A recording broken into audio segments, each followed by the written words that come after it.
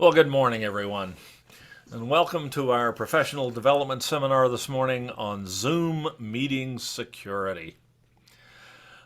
This has been a paramount concern from the first days of the pandemic, especially when suddenly everyone in the world was starting to use Zoom. And it also then became a target for those wishing to promulgate mischief during when people were trying to conduct business and classes online through Zoom. There's always someone, right? Zoom had not been much of a target up to that point for the miscreants, but suddenly it became a very high profile target for those bored enough to want to disrupt others' meetings. And Zoom had never paid that much attention to the issue. They had emphasized rather ease of use and ease of joining a Zoom meeting and so on, which was their principal benefit, their principal strength. And the thing that primarily propelled them to the forefront of the video conferencing business space. Everyone wanted to use Zoom because it was easy to use and it was easy for your participants, even if they were technologically unsophisticated, to join a Zoom meeting. Video conferencing systems we used before Zoom were much more difficult for students, especially, to join, and we could almost depend upon 2 or 3 students in each class session to be unable to join. That was not the case with Zoom, and still isn't, thank goodness. But Zoom had emphasized that rather than keeping people out who didn't belong in the meeting. They didn't have a lot of robust tools for that, and they suffered for it. As a matter of fact, they even lost a class action lawsuit. I got an email a few weeks ago, many of you may have too, from Zoom offering, I think it was $25, a check for $25 for our troubles early on in the pandemic with meeting security, which I thought was horse hockey, so I declined mine, but they did their best. But Zoom has indeed responded to that issue, by and large without making it impossibly difficult for students to access our Zoom meetings. But they have made it much easier for us to secure our Zoom meetings and to deal with disruptions when they do occur. So-called Zoom bombing. There's a new, in the spring of 2020, there was a new term added to the lexicon, Zoom bombing. Someone coming in and disrupting your Zoom meetings. And it got a lot of press. It never happened as much as you'd think it did from reading articles in the popular press. But it did happen occasionally, and occasionally it was horrific. There were instances, there was at least one instance of a meeting being disrupted by someone crashing a Zoom meeting and sharing a beheading video from an ISIS website. There were other, and I know some of you probably had some experience with hopefully less dramatic interruptions early on in the pandemic. So it was and remains an issue. Zoom meeting security was and remains an issue. So Zoom has created or has responded admirably to this and has created a number of tools, a number of capabilities in our Zoom accounts that make it easier for us to secure our Zoom meetings and give us great tools to respond in case our meetings are penetrated anyway, which is still likely to occur because, especially in Zoom class meetings, studies have shown that the vast majority of times when a Zoom class meeting is disrupted or Zoom bombed, it's one of your students who's supposed to be in there, who just doesn't feel like going to Zoom class that day. It's the virtual equivalent of phoning in a bomb threat on test day. So the it's still necessary, certainly necessary, to know how to respond to a Zoom interruption, a Zoom bombing, should it occur. But just to give some perspective here, you all know that I do several Zoom meetings a week, every week. I've done hundreds over the last 3 years. And I have been Zoom bombed exactly once in all that time. I had a visit from Professor Hanky Panky one time, and haven't seen him. I suppose it could have been her, but I'm assuming it was him for obvious reasons. I haven't heard from him since, so it's not something we need to live in fear of, but it's certainly something we need to be aware of and to address. So, the first issue I'm going to cover is the ongoing personal meeting room debate.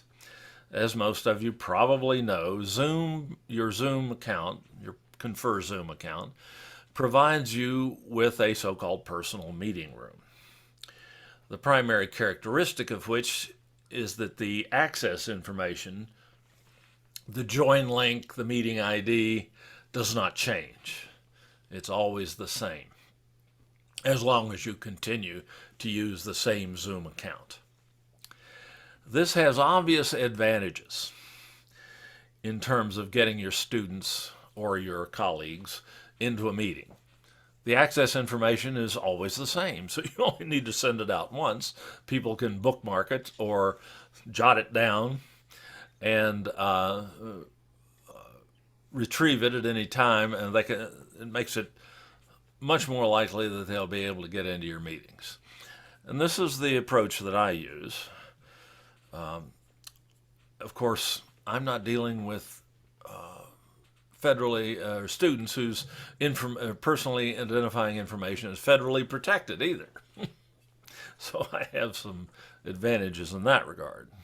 But the ease of access when you use your personal meeting room is very important to me, because I'm much more worried about people not being able to access my meetings than I am worried about somebody coming in who might be from the outside and who might decide to try to disrupt the meetings, because I know how to deal with that if somebody comes in. The downside to that, of course, is that if that personal meeting ID gets out, as it inevitably could, it makes it much easier for someone to break into your meeting, someone to attend your meeting who should not be there. I basically don't care. I'm flattered if someone wants to come in and listen to me blather on, and because I'm not dealing with confidential information or anything like that. It's just publicly useful stuff. But if you're teaching in a class with students, actual students, that may be less desirable. But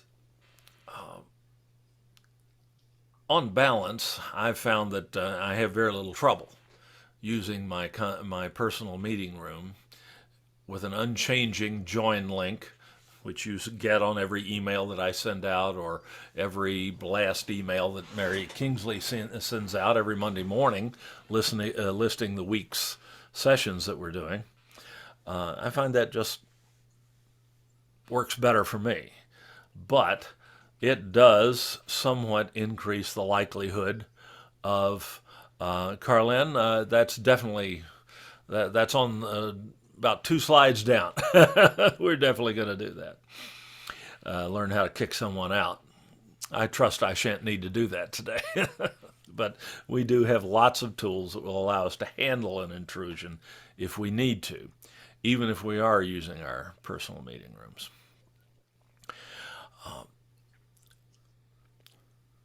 Whether you wish to do this or not is, of course, entirely up to you. Just to show you what it takes to use that, let me go ahead and pull up my Zoom account at zoom.us. This is a Confer Zoom account, just like yours, so everything I do here will be identical for you. I can go to my account if I'm already logged in, or if I'm not logged in, I'll be presented with a sign-in link here. And I can log in using the credentials for my Confer Zoom account. My email address is different than the one that you would use, or for a different domain than one you would use. You would be using your district account, your sdccd.edu account. I have some history with Zoom and with CCC Confer that forces me to use a different email for that. So, how can we enable our personal meeting rooms, and how can we then ensure that they are used or not?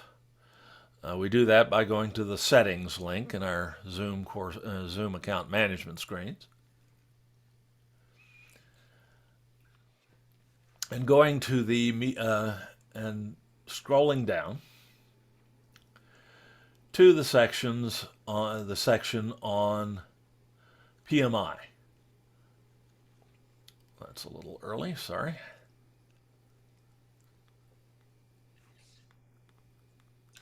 Dr. Dave? Yes. Good morning, everyone. Dr. Dave. Why I see your screen is small? How can I make it? You're in gallery view. Oh. You want to go to speaker view in the upper right-hand corner. Sorry, I should have mentioned that. If you are seeing me as little tiny, you want to go to the view option, view button in the upper right-hand corner, and select speaker view. Thank you. I got it. Thank you. Did that do it? Yes. Thank you so much. Okay. Thank you for asking that. I'm sure you were not the only one to have that question. All right. The first thing you need to do in order to be able to use your personal meeting room is to enable your personal meeting ID in the settings here. You just turn that on. I don't want to turn it off right now. I'm not sure what would happen, but you just click this button and it will turn it on. If you always want to use your personal meeting room, no matter how you start a Zoom meeting, you can select these next two options. Use personal meeting ID when scheduling a meeting and when starting an instant meeting, which is a meeting you start by just clicking host a meeting somewhere. This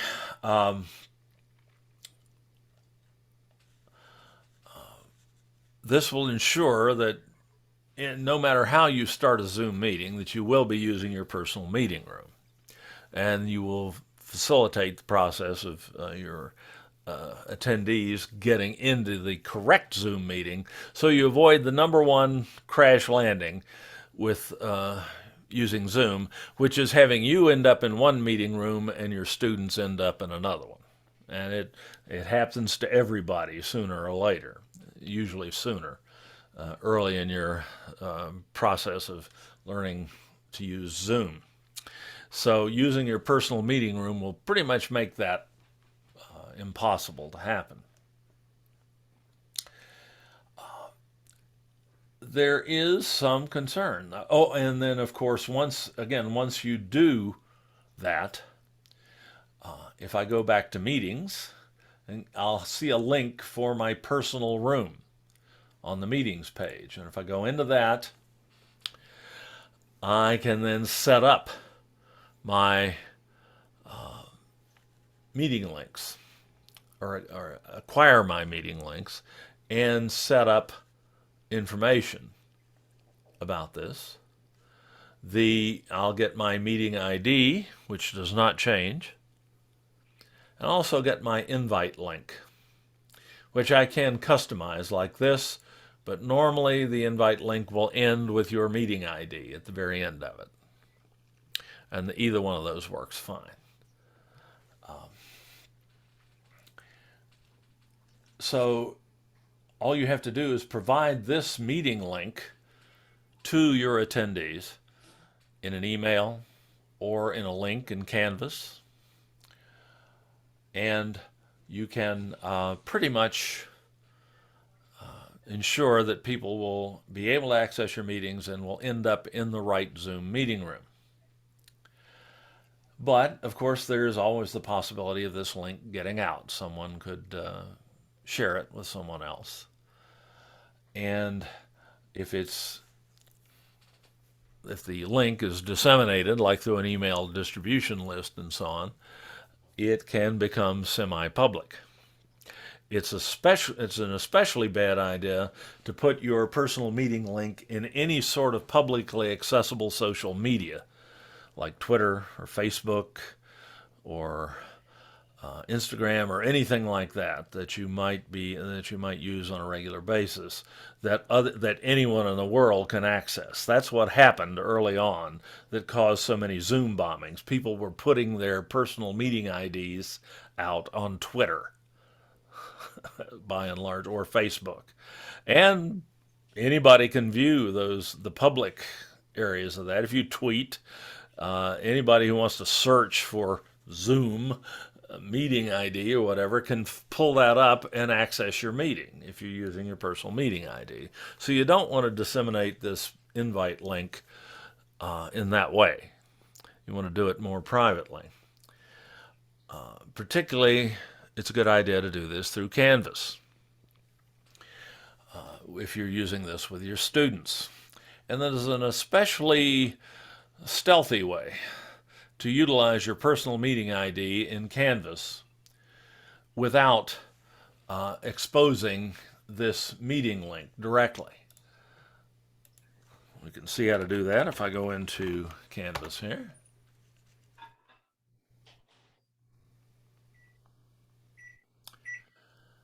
And pull up a sandbox course here. I'll just pick this one as an example. If I want to make it very easy for my students to access my personal meeting room, I can go to the settings page here in my course menu. Let me blow that up a little bit. That's a little small there. And then I can, at the top of the page here, I have a series of tabs in my settings in Canvas, and there's an Apps tab. If I click that and go and request just the apps that are installed on our or on our Canvas system, so that I don't have to look through 100 apps, I can look for this right sweeping arrow here. It's called the redirect tool. I can add that app, and this is going to allow me to put a link to my personal Zoom meeting room in my course menu in Canvas. I give it the name box here contains the text of what's going to appear in your course menu link in Canvas. So I'm going to call this Zoom personal room. I'm just naming it so I recognize what this is later, so I can take it out when I don't need it. Now, for the URL redirect box here, what I need is the invite link, which I can copy and paste in the usual way from my Zoom profile, and then paste that into the URL redirect box. I'll probably want to force this to open in a new tab. It's more likely to work smoothly that way. And I also want to show it in course navigation. So I add the app. And then I have to refresh the screen in order to have the app show up. And there it is right down at the bottom here. My Zoom personal room. My students now can join my Zoom meeting at any time just by clicking on this link. And yet, it doesn't show them the actual meeting link. If I click on that, and open in a new tab, I start the Zoom join meeting dialog, which you're all very familiar with. You just used it to get into this meeting. So there's only one, and indeed my personal meeting invite link does not show up here. There is one slight insecurity here, I guess is the term I should use, that only a very astute attendee would notice. Wonder if anybody here sees it. Anybody see something that's exposed on this page that would allow someone to get into my personal meeting room, would allow them to save the information and use it later outside of Canvas? Dave, I think I probably am able to see the URL, I think, on that open Zoom meetings. Is that what you're referring to probably? Nope. That's good. Okay. There's nothing confidential there. Okay. Not to belabor the point, here's the problem. That highlighted number up there is my meeting ID. So someone who knows exactly how Zoom works and is astute and rather than focusing on this box, looks at the URL that will appear here in the web browser, and you can't stop that from happening. That's my meeting ID, my personal meeting ID. And they could use that to access a Zoom meeting simply by going, and I'm going to cancel out of this since I'm already in a meeting, but if they go to the Zoom website, they can do join a meeting, and they can enter that meeting ID here and click join. And that would get them into my meeting. It's pretty unlikely that anybody's going to notice that, but that is a possibility. But using a link in your course menu like this not only makes it very unlikely that your students would end up in the wrong Zoom room, but it also makes it fairly unlikely that anybody is going to be able to deduce your personal meeting ID. So this at least significantly reduces the risk of using your personal meeting ID for all of your meetings. So it's a strategy that you can use. Okay.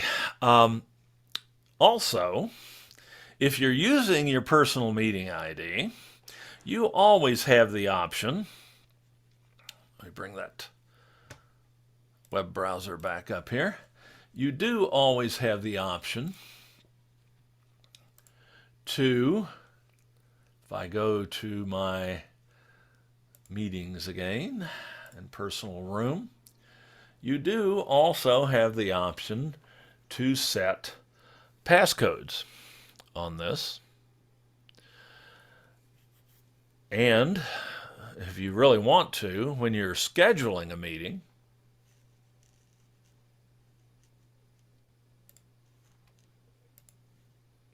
in your personal meeting room, you do have an option to override that and tell Zoom to generate a meeting ID automatically. If you, let's say you're holding a session that you really want to make sure is secured, it's maybe a confidential departmental meeting or something like that. You want to make darn sure that students don't happen to wander into your meeting and so on. You can override those settings in your meeting setting or in your settings that we changed to tell Zoom to always use your personal meeting room. You can have Zoom generate this automatically. Generate your different meeting ID automatically, and then of course provide that to the just to the people that need to be in that particularly sensitive meeting. And you can set a passcode on the meeting, which you can choose or which you can let Zoom generate automatically for you. So you do have, even if you decide to normally use your personal meeting room with its unchanging access information, most of the time you always have the option to schedule a meeting in such a way that that is not the case, and where there's a unique meeting or a different meeting ID generated automatically. You can set passcodes. You can turn the waiting room on and so on. And we'll talk more about that in a moment. But it's so you do have the opportunity to change your mind fairly flexibly here if you schedule a meeting in advance. I often don't. When I set these seminars up, I just make sure that I have a reminder set on my calendar so that my phone goes off half an hour beforehand so that I don't miss the meeting. And I rarely schedule meetings in advance. There's no particular reason to do so in Zoom, to use this scheduling tool in Zoom most of the time, as far as I'm concerned. I just make myself a schedule. I make the schedule then available to people who might be interested in attending in a variety of ways. And then when it's time to run the meeting, 10 or 15 minutes before the beginning of the meeting, I will just start the meeting instantly. I normally start it from my Zoom client. Since we're in a meeting, I don't have that new meeting button here, but normally this button here would be labeled new meeting, and you just click that and it starts the meeting. And I find that easier than trying to schedule everything out in advance. I just find that a waste of time. Going through and filling out that form, the scheduling form here, just seems like a waste of time to me. But that's just one person's opinion. You do have this option, and that does give you the capability to increase meeting security for particular meetings. Okay, I think I probably... Wait. Yes, go ahead. All right, on that screen, Yes. where you select the duration, do you have to put No, in? that's not. If you set it for an hour's duration and you go over, it's not going to shut the meeting off. This is just some rough information for Zoom. It helps Okay. them resource then- things and so on. Of all the meetings I go to, like I just learned how to do the Zoom as the host because I had to teach online for 3 weeks. Right. Anyway, all the others I've been to, the ones that are through the school where they're using the CC Confer thing, they seem to be unlimited. But the ones that the private people are doing that I've been attending, apparently they have a 40-minute limit. Is that just because they haven't set something, or is that? No, that is because they are using a free Zoom account instead of a Confer Zoom account. Okay. Pro account. Okay, thank you. You bet. Good question. All right. All right. I think we've probably beaten that to death. Let's go back to the next screen. All right. There are security options. Now we're going to go back to talking about making it less likely that people can break into your meetings to start with. There are a number of things you can do in your Zoom account before starting the meeting that will enhance meeting security. I'm going to show you these options and talk about them. I will tell you that I use almost none of them because they all increase the workload and or cognitive load either on me or on the people trying to get into my Zoom meeting. I rarely find these necessary, but they are available, so I want you to be aware of them, and you may feel differently.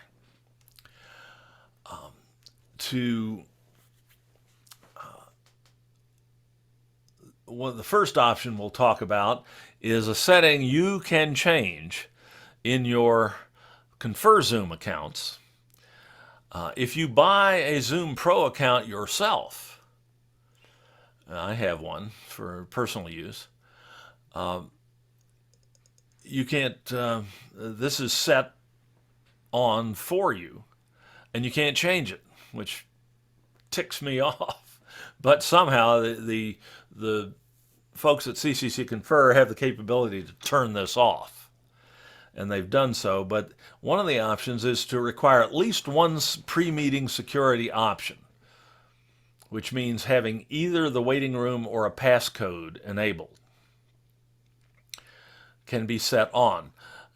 By default, on new Confer Zoom accounts, I believe they do have this set on. So that would require you to have either a waiting room or a passcode. Fortunately for me, you can turn that off. So you all were able to come in today into this meeting and were not prompted for a passcode and were not put into a purgatory to wait for me to appear and allow you to come in.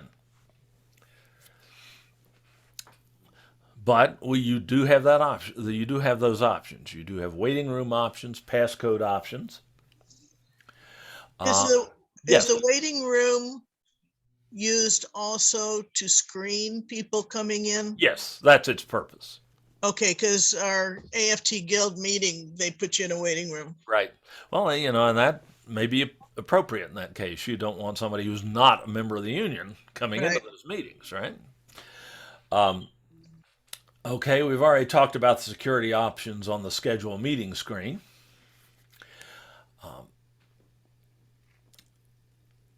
And there are a number of other, we'll also talk about a participant video option. You can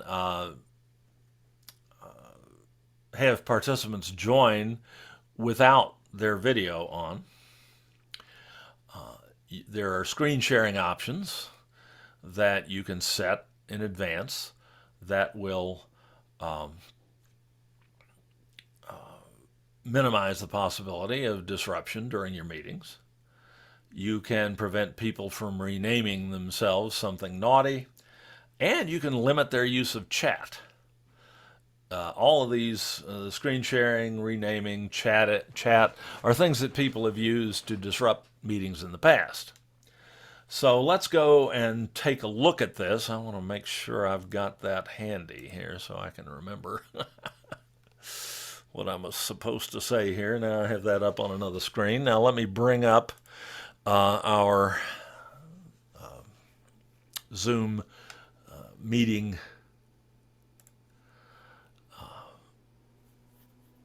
or account management screens here. I'll go to settings and go into the meeting settings to talk about this. The security options are right at the top of the settings list. Zoom has prioritized those. And the first one is that require that all meetings are secured with one security option. That means when you create when you start a Zoom meeting just off the cuff, or when you schedule one in advance, if you have this set on, you will have to have either a waiting room or a passcode enabled. If you don't have one or the other, Zoom will automatically activate the waiting room for you.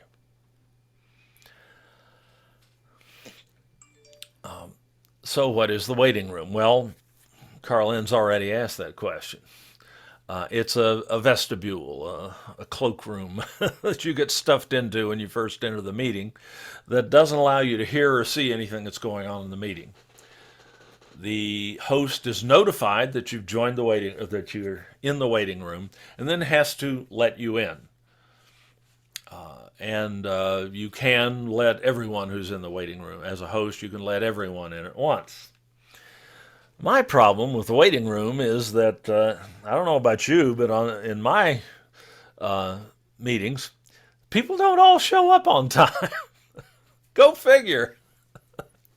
And that wouldn't happen. No, never.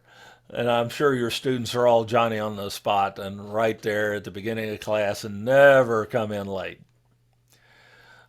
If somebody comes in late, you keep getting, as the host, you keep getting these notices that say, oh, so-and-so's in the waiting room, let them in. And at my age, I have a hard enough time keeping track of what I mean to say next without having that thing popping up on the screen every few minutes. I don't want to have to deal with that, so I don't use the waiting room. But it is a significant security enhancement, because you will see the information that the person has provided when they tried to enter your meeting, and you'll be able to, if you see something untoward or see a name that you don't recognize, whatever, you can prevent that person from accessing your meeting by never letting them in. You can also, if you have the waiting room enabled, you can choose who to let into the who has to wait in the waiting room and who can get right in. And you can customize the waiting room with some,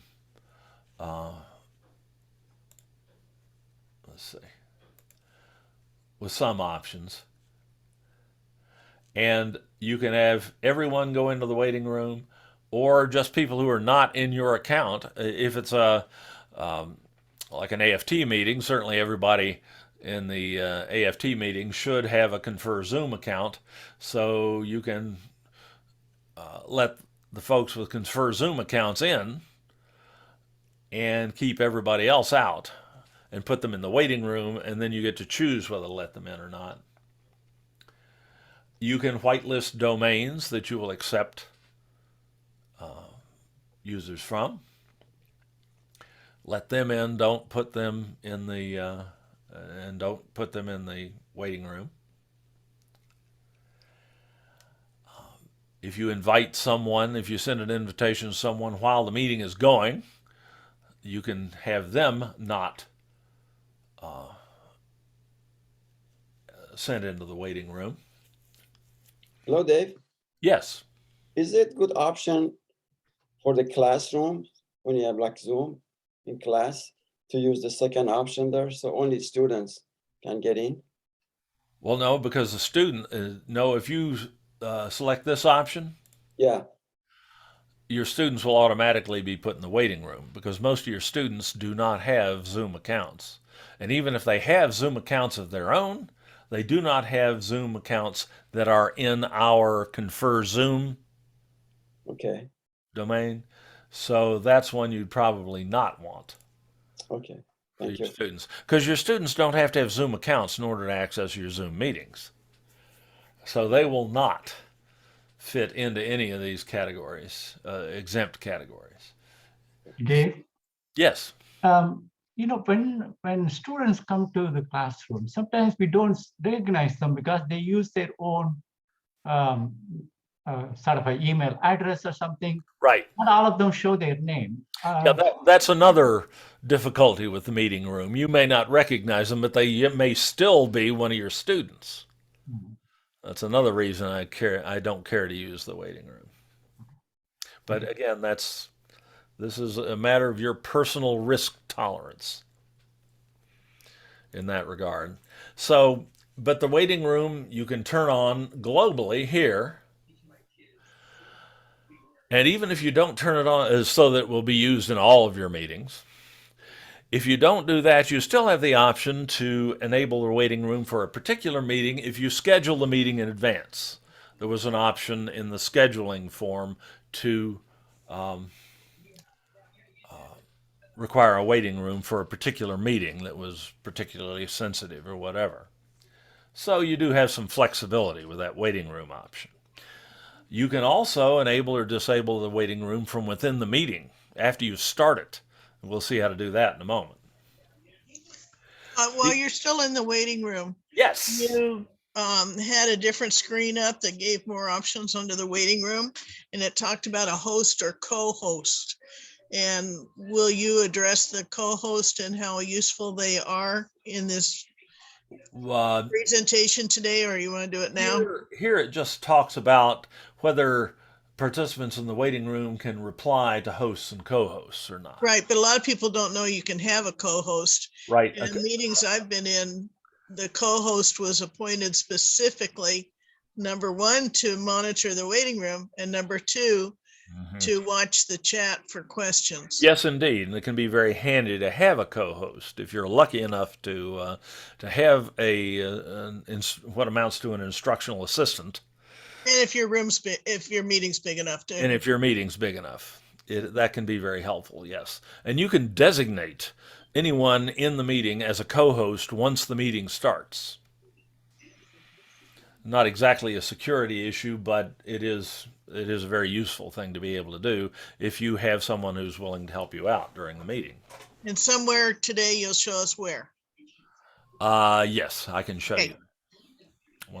Once I start sharing my Zoom screens, I can show you that. All right. Then, of course, you have the passcode options. You can password protect your meetings. If you turn that on here, all your meetings will have a passcode on them. The passcode is you can, if you passcode your meetings, you can have the passcode set automatically for you, or you can choose them. And you can require passcodes for meetings that you start off the cuff, instant meetings, so-called, or scheduled meetings. You can also require a passcode for your personal meeting room. The nice thing about these passcodes is that you can set it up so students don't actually have to enter them. There is an option to embed your passcode in the invite link for a meeting so that students don't have to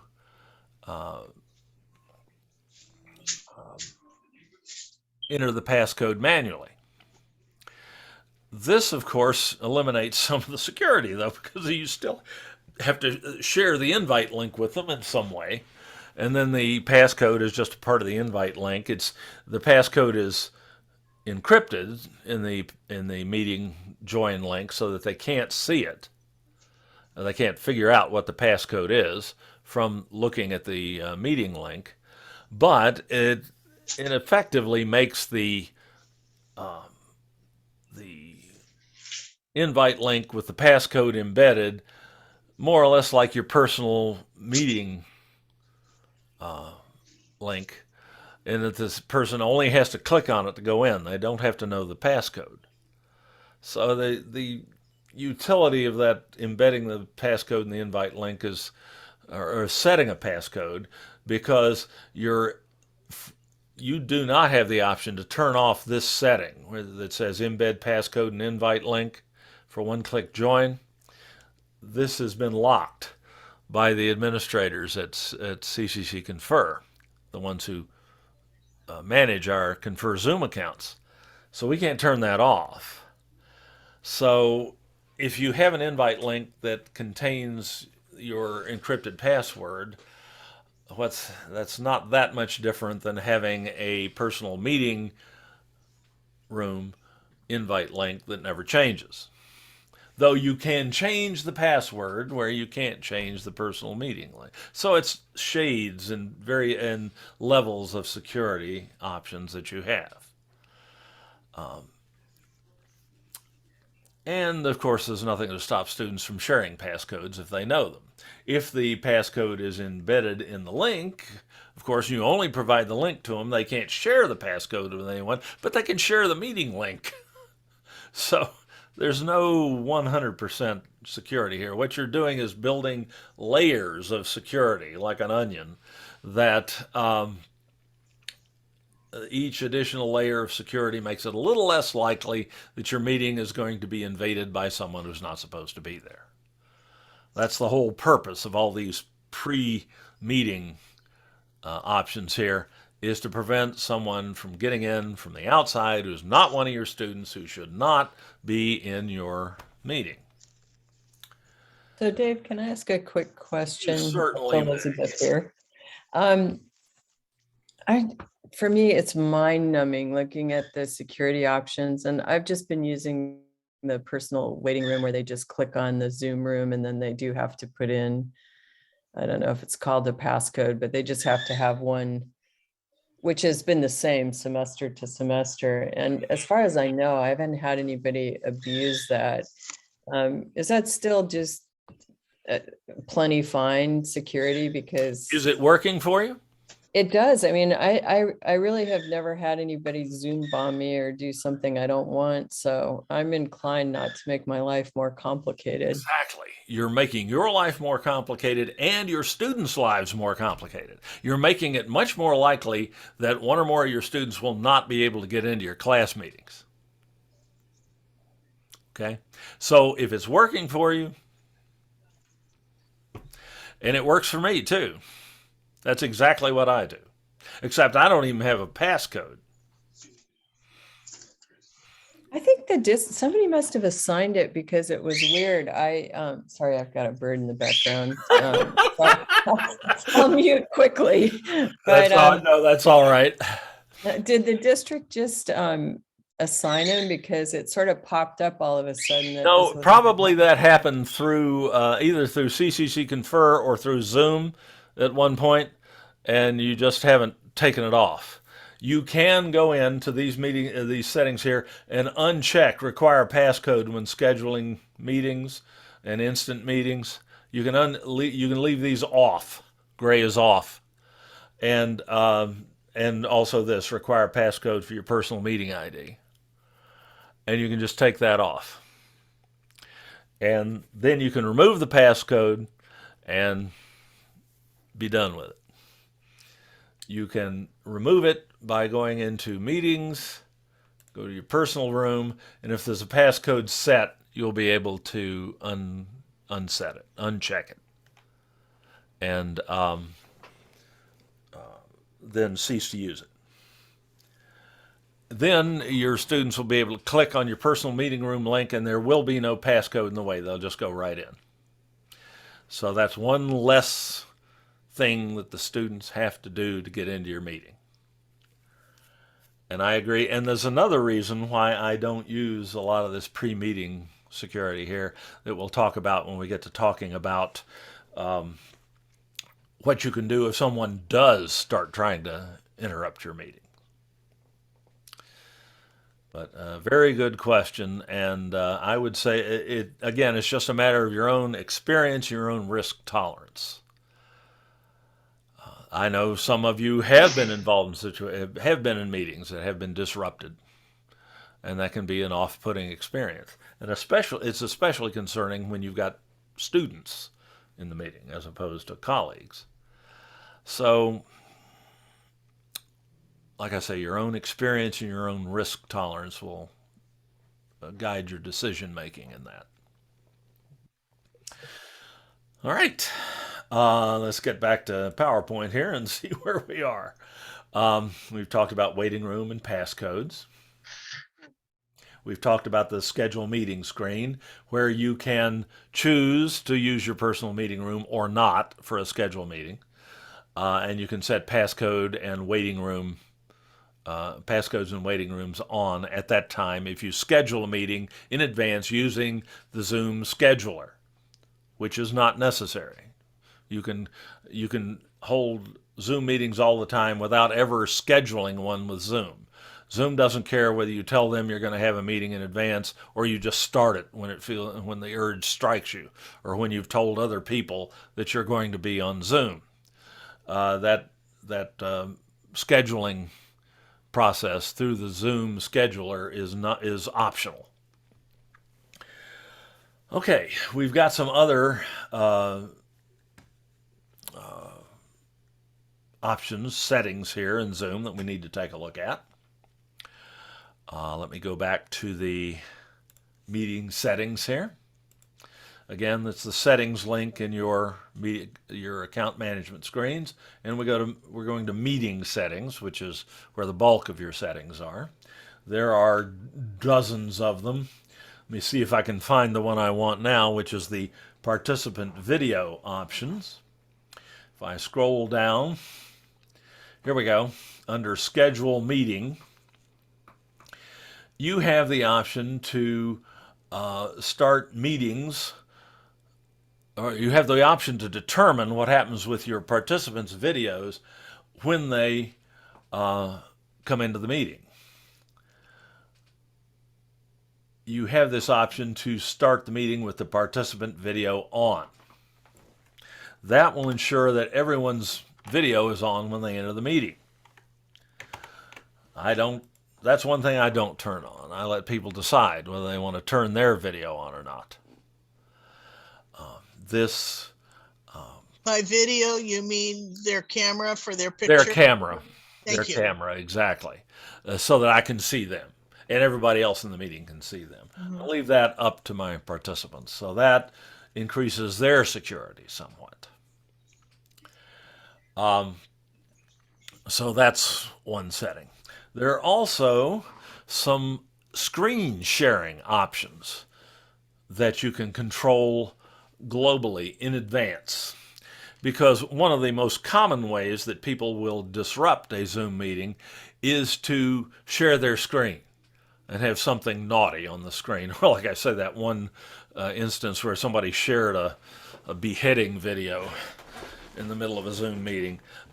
You can prevent that from happening in advance by going to the screen sharing options. And sorry, if you're prone to vertigo, you may want to close your eyes till I get down to the bottom here. Screen sharing. There's a screen sharing section in your, okay, it's safe now, in your Zoom settings. And these are probably the recommended settings. This is what I use. Who can share their screen? I set that to host only. I'm generally the only one I want sharing their screen in the middle of a meeting. If I want to allow someone to share, I can give them the right to share during the meeting by overriding this in the meeting, and I'll show you how to do that in a minute. The alternative, of course, is that all participants can share. And that means you could be rolling right along in your meeting and suddenly somebody shares their screen. Usually when that happens, it's because they did it accidentally. But sometimes it may be a deliberate attempt to disrupt your meeting. You can prevent that just by setting screen sharing to host only and requiring you to allow to proactively or to actively allow someone to share during your meeting when you want them to. If you have this set to host only, you got no troubles. But if you should happen to leave it at all participants, you definitely want to have this second setting set to host only, which is who can start sharing when someone else is sharing. Because the go-to way, if someone shares their screen during one of your meetings and you don't want them to, the quickest way to eliminate their screen share is to share your own screen. If you have this option set that says who can start sharing when someone else is sharing, if you have that set to host only, then you can instantly start your screen share and then replace the screen share from the participant.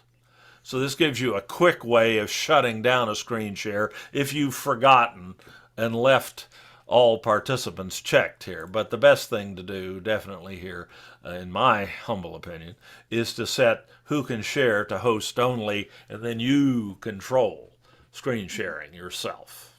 Dr. Dave? Yes, ma'am.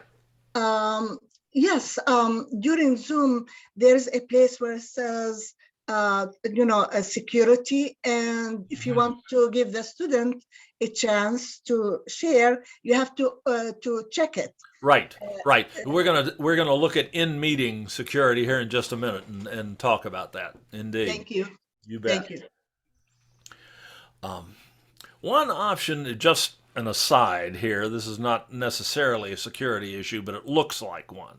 This says disable desktop screen sharing for meetings you host. This is one you generally do not want to turn on because this prevents you as well from sharing your entire desktop when you share screen in Zoom. It forces you to share one application at a time. And let's say you're sharing your web browser. And then you want to bring up another screen like Microsoft Word or something like that and share that. Well, you have to stop your share and then start a new share in order to make that work. This quite frankly, this mystifies me. I have no idea why anybody would ever want to turn that on. So this is one I would strongly recommend leaving off. It sounds like it would increase security, but it doesn't. I don't see it. I don't see it.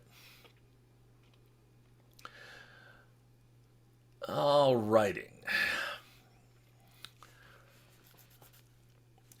Another option that you can set in advance, and remember, these are all things you can set globally that will impact all of your meetings.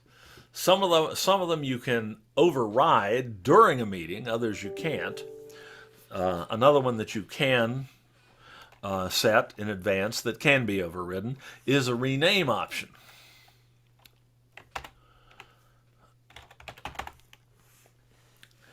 This setting allows participants to rename themselves can be turned off globally. If you do that, people can't rename themselves. They can't change that little name block that appears at the lower left-hand corner of their video window. And this is something that Zoom bombers will occasionally do. They'll change their names to something naughty and get everybody gets a little Twitter out of it. So you can turn that off globally. You can also turn this on and off in meeting. So I usually just leave it on because sometimes people want to rename themselves and have a legitimate reason to do so. Perhaps they don't want their real name showing because they've got a stalker or something like that. So I prefer to leave this going, but I can turn it off globally if I wish. Also, another tool in Zoom that can be used to disrupt meeting activity is the chat tool. People can misbehave in chat and type in nasty chat messages or harassing chat messages and so on. You have the option to shut that off in advance too. Whether you want to, probably not, unless you know you have a problem. You probably don't want to, but you can turn that off. That's one of your meeting settings. If I set this to off, no one can use the chat tool except me. You can also control who can chat with whom. The default is to let anybody chat with anyone, but you can set it so that they can only chat with you as the host or with a co-host. And if you set this to everyone, then they can chat with everyone, but they can't chat with a specific user privately. So you have some flexibility about the capability that people can have in a chat tool. You also have the option to allow them to save the chat log from the meeting, which could have personally identifying information in it, or turn it off. You also have the ability to turn off private chat so they can't pass notes behind your back in the meeting. That means that anything they type in the chat tool will be publicly visible to everyone, and you will see it as well. So you'll know, it gives you a chance to know that you're going to have a problem. Okay, and you also have the ability to turn on and off, turn file sharing via chat on and off. By default, yes, go ahead. Going back to the private chat. Mm-hmm. Okay, I'm the host. Right. And for my classroom, I was taught have people sign in when they arrive in chat and then sign out. So taking roll. But I do see they've got messages and I'm saving the chat from my records. Right. I see the private chats also when I save those, correct? As the host? No, if they chat with one another, you don't see those. Okay. Aha, okay. No, it's not a problem. I could have sworn I saw them. I don't think so. So the if you wish, you can control what goes on you have some flexibility to control what goes on in the chat tool. The again, probably not worth throwing the baby out with the bathwater, because the chat is a very useful back channel for communication during a Zoom meeting, and it's one that your students can make effective use of. And by the way, Carlin, you mentioned something there I'd like to address that's not so much a security concern, though it does have security implications. Asking people to put their contact information in the chat tool, particularly if you're asking students to do that. No, not their contact. They just go in chat, just like here. Right, but And- that can be problematic, and more to the point, it's unnecessary. Yeah, but they can see everybody up above. Right, they can, Yeah. but that chat log can be a permanent record, and it can be shared later. Also, it's unnecessary because Zoom keeps track of who's in the meeting. Without you having to have them put their names in the chat tool, you can access a roster for any Zoom meeting that you've held as the host at any time. Oh, you'll have to show us that Do later. a reports. I'll be happy to show that at the end of the meeting if you Sounds want. good. If you want to remember that, so I don't I'll have put the to reminder in chat right now. ask. Well, probably best to ask me at the end of the meeting, and I'll will. show you how to get that roster. And it's super handy because that's how I maintain records of numbers of people who have attended and things like that on these meetings that I have to report to the to Online Learning Pathways. So that's something you don't have to do. So you do have quite a bit of control over security related settings before you ever start a Zoom meeting. But your control does not end once the meeting starts. You also have a veritable plethora of in-meeting security options now.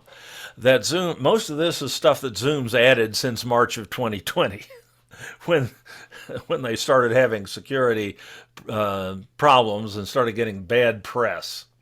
You have a security icon in your Zoom menu that contains a variety of settings. This is what it looks like, and we'll look at it live here in a second. And you also have the ability to change screen sharing options during a meeting. So let's see how that works. To show you this, I am in fact going to have to share my Zoom screen with you. That's not going to look that different, but this is another option that you have in Zoom that can be very, very handy. If you want to be able to show your participants, your students or your colleagues who are attending your meeting, how to do certain things in Zoom. Zoom has a wonderful capability to allow you to share your Zoom menus, or what you're doing in your Zoom menus, with your participants. In order to activate that, you have to make a change in your Zoom settings, which I am going to show you right now. I do that by going, let's pull back my settings back up. There's two places you have to make this change. One is in your meeting settings.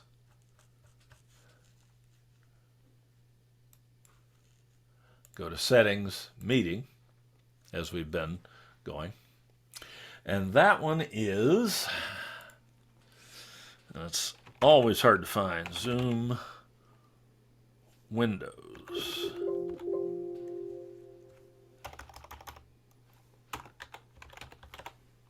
Yeah, there it is. Show Zoom windows during screen share is unlike the rest of the screen sharing options. It's not in that section.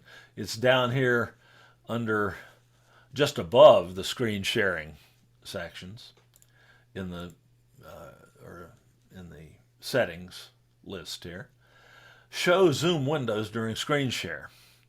This allows you to actually show what you're doing in your Zoom menus, which I'm going to make use of here in just a minute. You can turn that on here. Unfortunately, that's not sufficient. You also have to turn this on in another place. That is done in your Zoom client, your Zoom desktop client.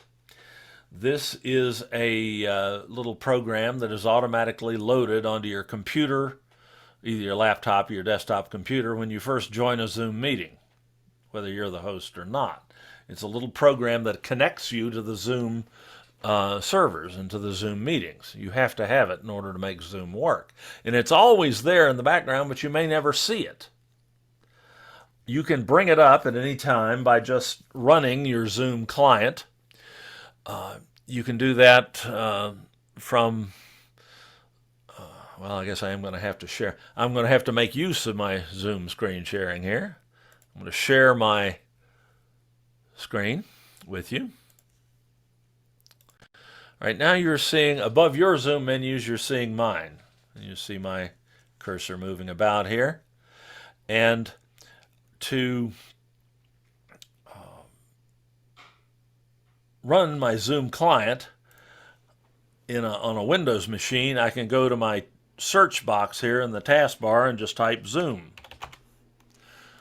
The Zoom app comes up and I can just run that from the menu.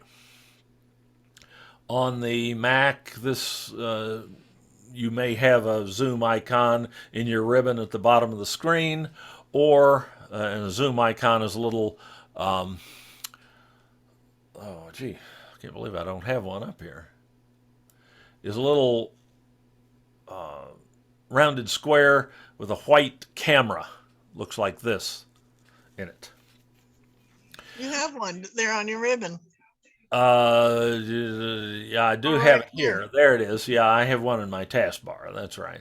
That's what you will see that in your application folder on the Mac, or you may have it in your ribbon. And I do have it here on the taskbar because I have that active. That's what I was looking for. Very good. Thank you. So, once you bring up your Zoom client, you have settings in the Zoom client, some of which mirror settings on the Zoom website, but they're and some that you can only access from the client. And one particular one that I want to show you, here we go, is under, let's see, share screen, is show my Zoom windows to other participants when I am screen sharing. You have to have this checked as well as the setting in the, I'll get this out of the way. You have to have this checked here as well as this setting on the website turned on in order for you to be able to share your Zoom screens with your students or with your other attendees. So that's kind of a double whammy. You got to turn it on both places or it doesn't work. Not a great piece of software design, but that's the way it is. So once I've done that, you can see my Zoom settings as I change them, as I operate them.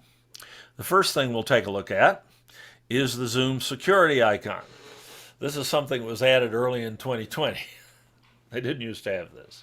This gives you the ability to modify or activate certain security options after you've started the meeting. If I click that security icon, I see three options right at the top that allows you to enhance your meeting security once you've started the meeting. One is the option to lock the meeting. If you do this, no one can get in. No one else can get in. So if you start a meeting and you're 5 minutes in and you figure everybody who's going to show up has shown up, and you don't want anybody to come in late, you can lock the meeting. This is, I'm put in mind of the scene in the Mel Brooks movie. What was it? High Anxiety, where those who are late do not get fruit cup. 5 minutes after the designated dinner time, Nurse Diesel had the fruit cups of anyone who had not arrived yet removed from the table. This seems a little bit like that to me. It's supposed to be a security enhancement, but it has one huge downside to it. And that's the fact that once people join a Zoom meeting, there's no guarantee that they're going to be able to stay in that Zoom meeting continuously, even if they intend to. Their internet connection can fluctuate. And that's happened to all of us. We've been kicked out of I've been kicked out of my own Zoom meetings more than once.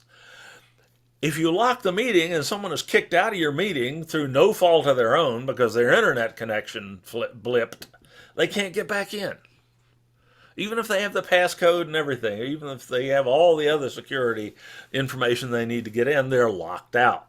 So I do not use this one because I know people leave and come back several times very often during my meetings, and that's fine. I don't care about that. And I certainly don't want to prevent them from getting back in. So I'm not a fan of locked meeting. You can decide after you've started the meeting to enable the waiting room. That might not be a bad thing. Maybe 5 or 10 minutes in. If you want to know if someone else joins late, you can enable the waiting room after the beginning of the meeting so that the next person who tries to enter your meeting will get thrown in the waiting room. You probably won't get too many notifications of people joining your waiting room at that point, so it won't be too distracting to you. Personally, I don't care. I'm more than happy if somebody wants to join.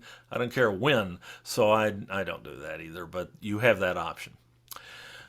And the third option there is more of a privacy issue than it is a security issue, unless you want to conflate the two. You can hide people's profile pictures. If I do that, then the only thing that appears are their names. So generally, I don't care about that either, though. So I'll leave those profile pictures up there. But that is something you can do to enhance student privacy, and that's our last slide here that we'll be getting to in just a minute. There are also a series of participant activities that you can enable or disable during the meeting. And Carlin, I believe you referred to this earlier. If you have screen sharing set to host only, then participants will not be able to share their screens. You'll notice that activity is unchecked here. That means it's not available to your participants. Excuse me, Dave. Yes. I don't see that screen. When you see security, I don't see your screen. Am I not sharing my screen? I think I am. I can see everything in Zoom, but I don't. You're sharing your screen, but the client app is on top. Oh, sorry about that. How'd that happen? That's interesting. Not on top of mine.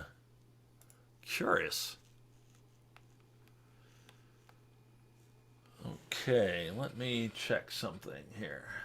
I've got this. It's got the settings from the app. Are you able to see my security settings? Yeah, but You're able, when I clicked on that security icon, you're able to see that. no, I don't see it. No, we didn't see that.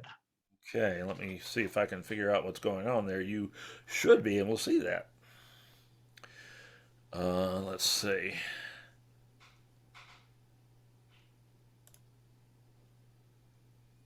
That's interesting. I can see the same. You know, I'm looking at. I have another device here with in the meeting, and that. Oh boy, that's unfortunate. Let me make sure. No, I have not turned that off, and I've not turned that off in the client. I'm just double checking here to make sure I didn't change something, not meaning to.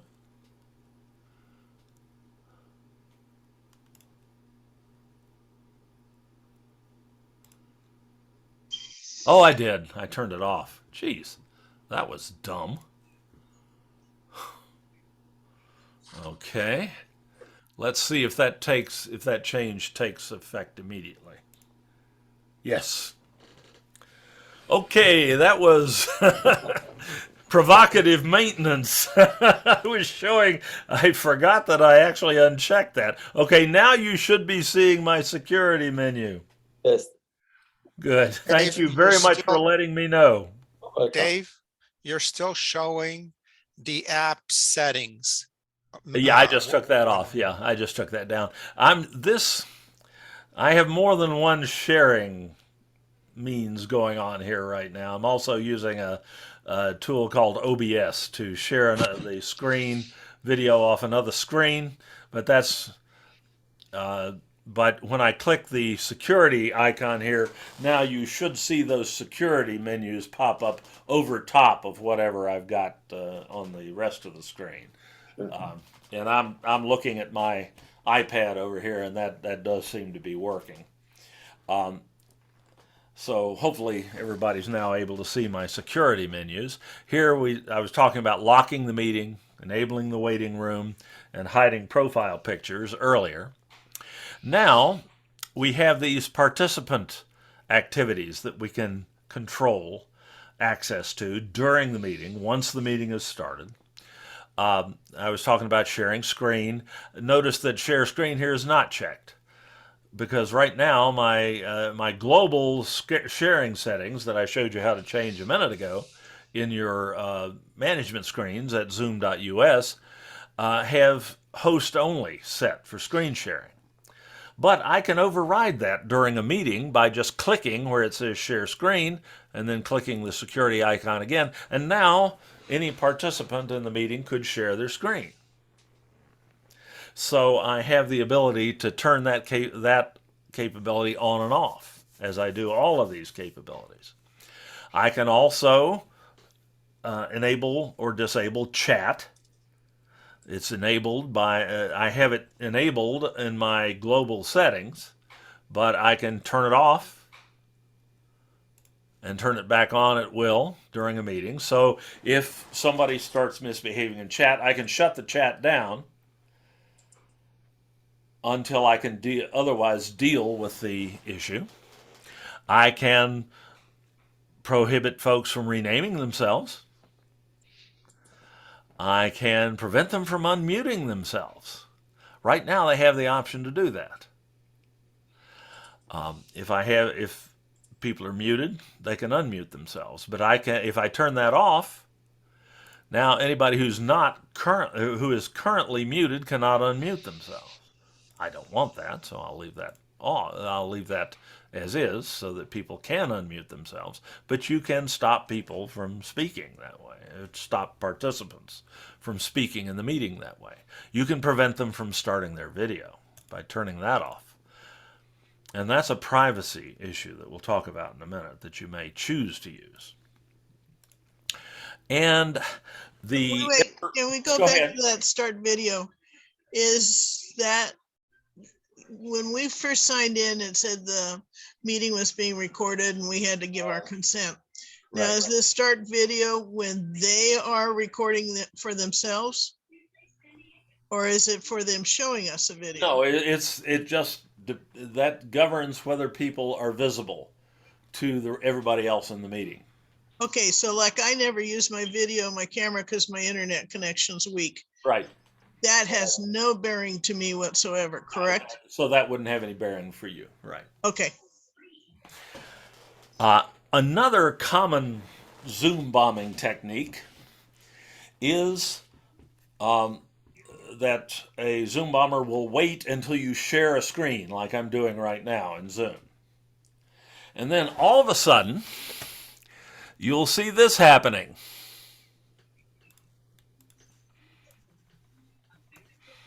Or one of the favorite Zoom bombing techniques is the drawing of male genitalia on the screen. So, or a variety of other things. This is available through the annotation tool in Zoom. And participants have access to that annotation tool through the View Options menu that they see, a button for which they see at the top of the screen when you're sharing your screen during your Zoom meeting. That this is one of the things they can do when you're screen sharing, unless you turn it off. The and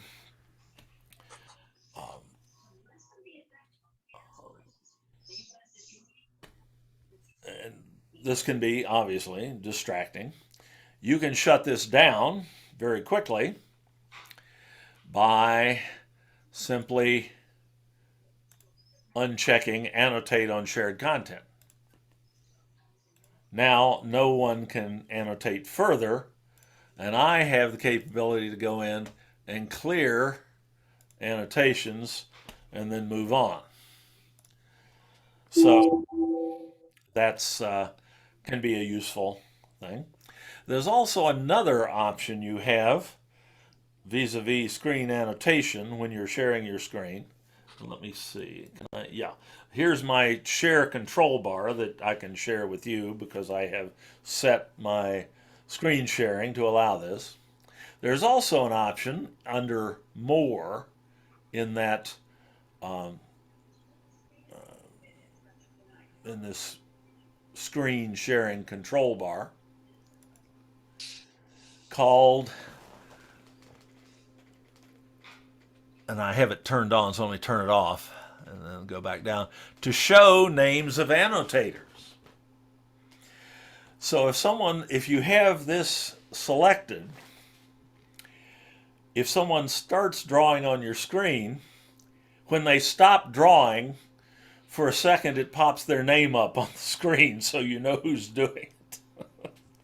So you can lay a trap if someone is prone to drawing things on your screen and you can't figure out who it is. You can have Zoom narc on them when they do it, and then you can deal with them appropriately.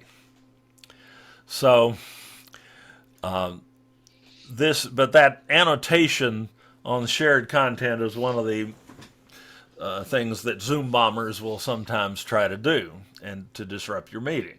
And you can shut that off in a New York minute just by turning off annotate on shared content. You also have, if you know who's being problematic, you also have the option to remove a participant from your... Dave, Oops. we got a situation going on here. Over on the small screen to our right, you are live and you're moving. When you brought the Zoom toolbar down onto your screen share, it froze your picture. Yeah, it does seem to be doing that. Just a second, I noticed that on my other side here. Let me kill this share and start it again. That can be... Yeah, oh! I accidentally paused my screen share. I didn't mean to do that. I must have hit the wrong control. Let me undo that. Stop the screen share is the easiest way to do it. Thank you. You're welcome. And now I'm going to reshare. And now I should be back with screen sharing. Yes. Okay. Sorry, just hit the wrong button. Too many buttons. All right. It is, as I say, it's possible to remove participants. If I click that button, I get a list of all my participants, and if I know who's causing the problem, if I know that Carlin is the problem, I can just click remove here, which I'm not going to do. But this will not only kick the person out of this meeting, but it will prevent them from rejoining this meeting. Doesn't mean they can't join a future meeting that I hold in the same personal meeting room, but it will kick them out of this meeting and not let them rejoin. So that's, you can get rid of someone very quickly at need. And an option I have never had to apply, except in theory, thank goodness. And if sometimes you can just get, if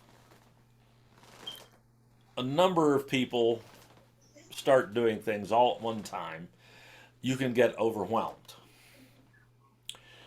And if you just want to, so Zoom has added a nuclear option to this security menu here, which allows you to just shut everything down, shut your participants down completely.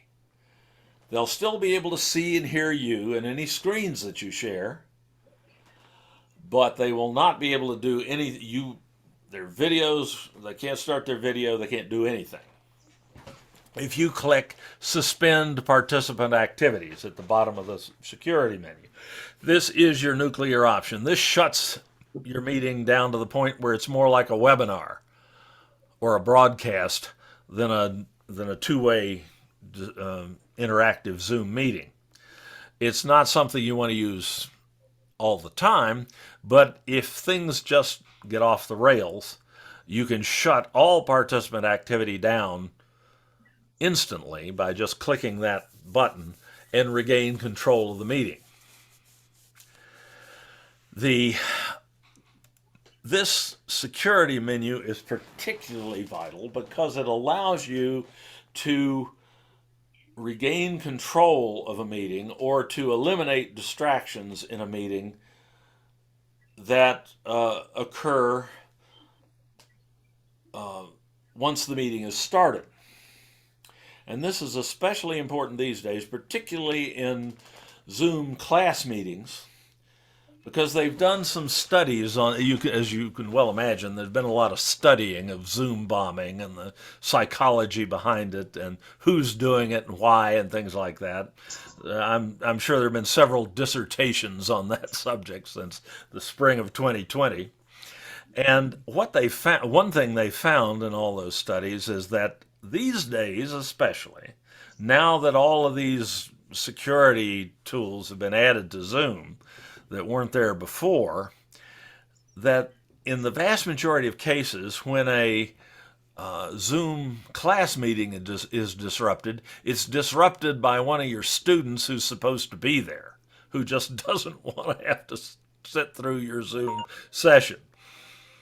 And I'm sure you can relate to that since we're, an hour and a half into this right now. You're probably getting a little tired of listening to me too. So being able to, one way to shut that down would be to disrupt the session to the point where the instructor just gives up and shuts down the meeting. And that's certainly happened often enough early on.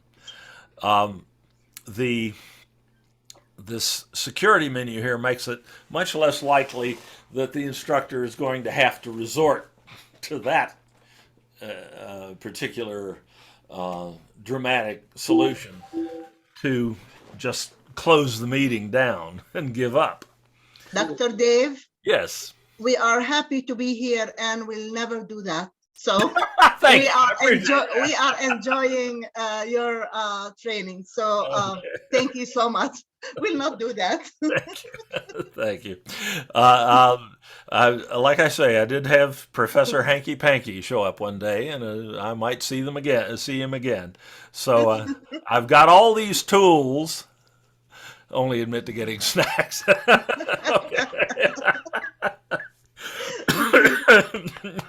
What about if you made a mistake? I'm sorry?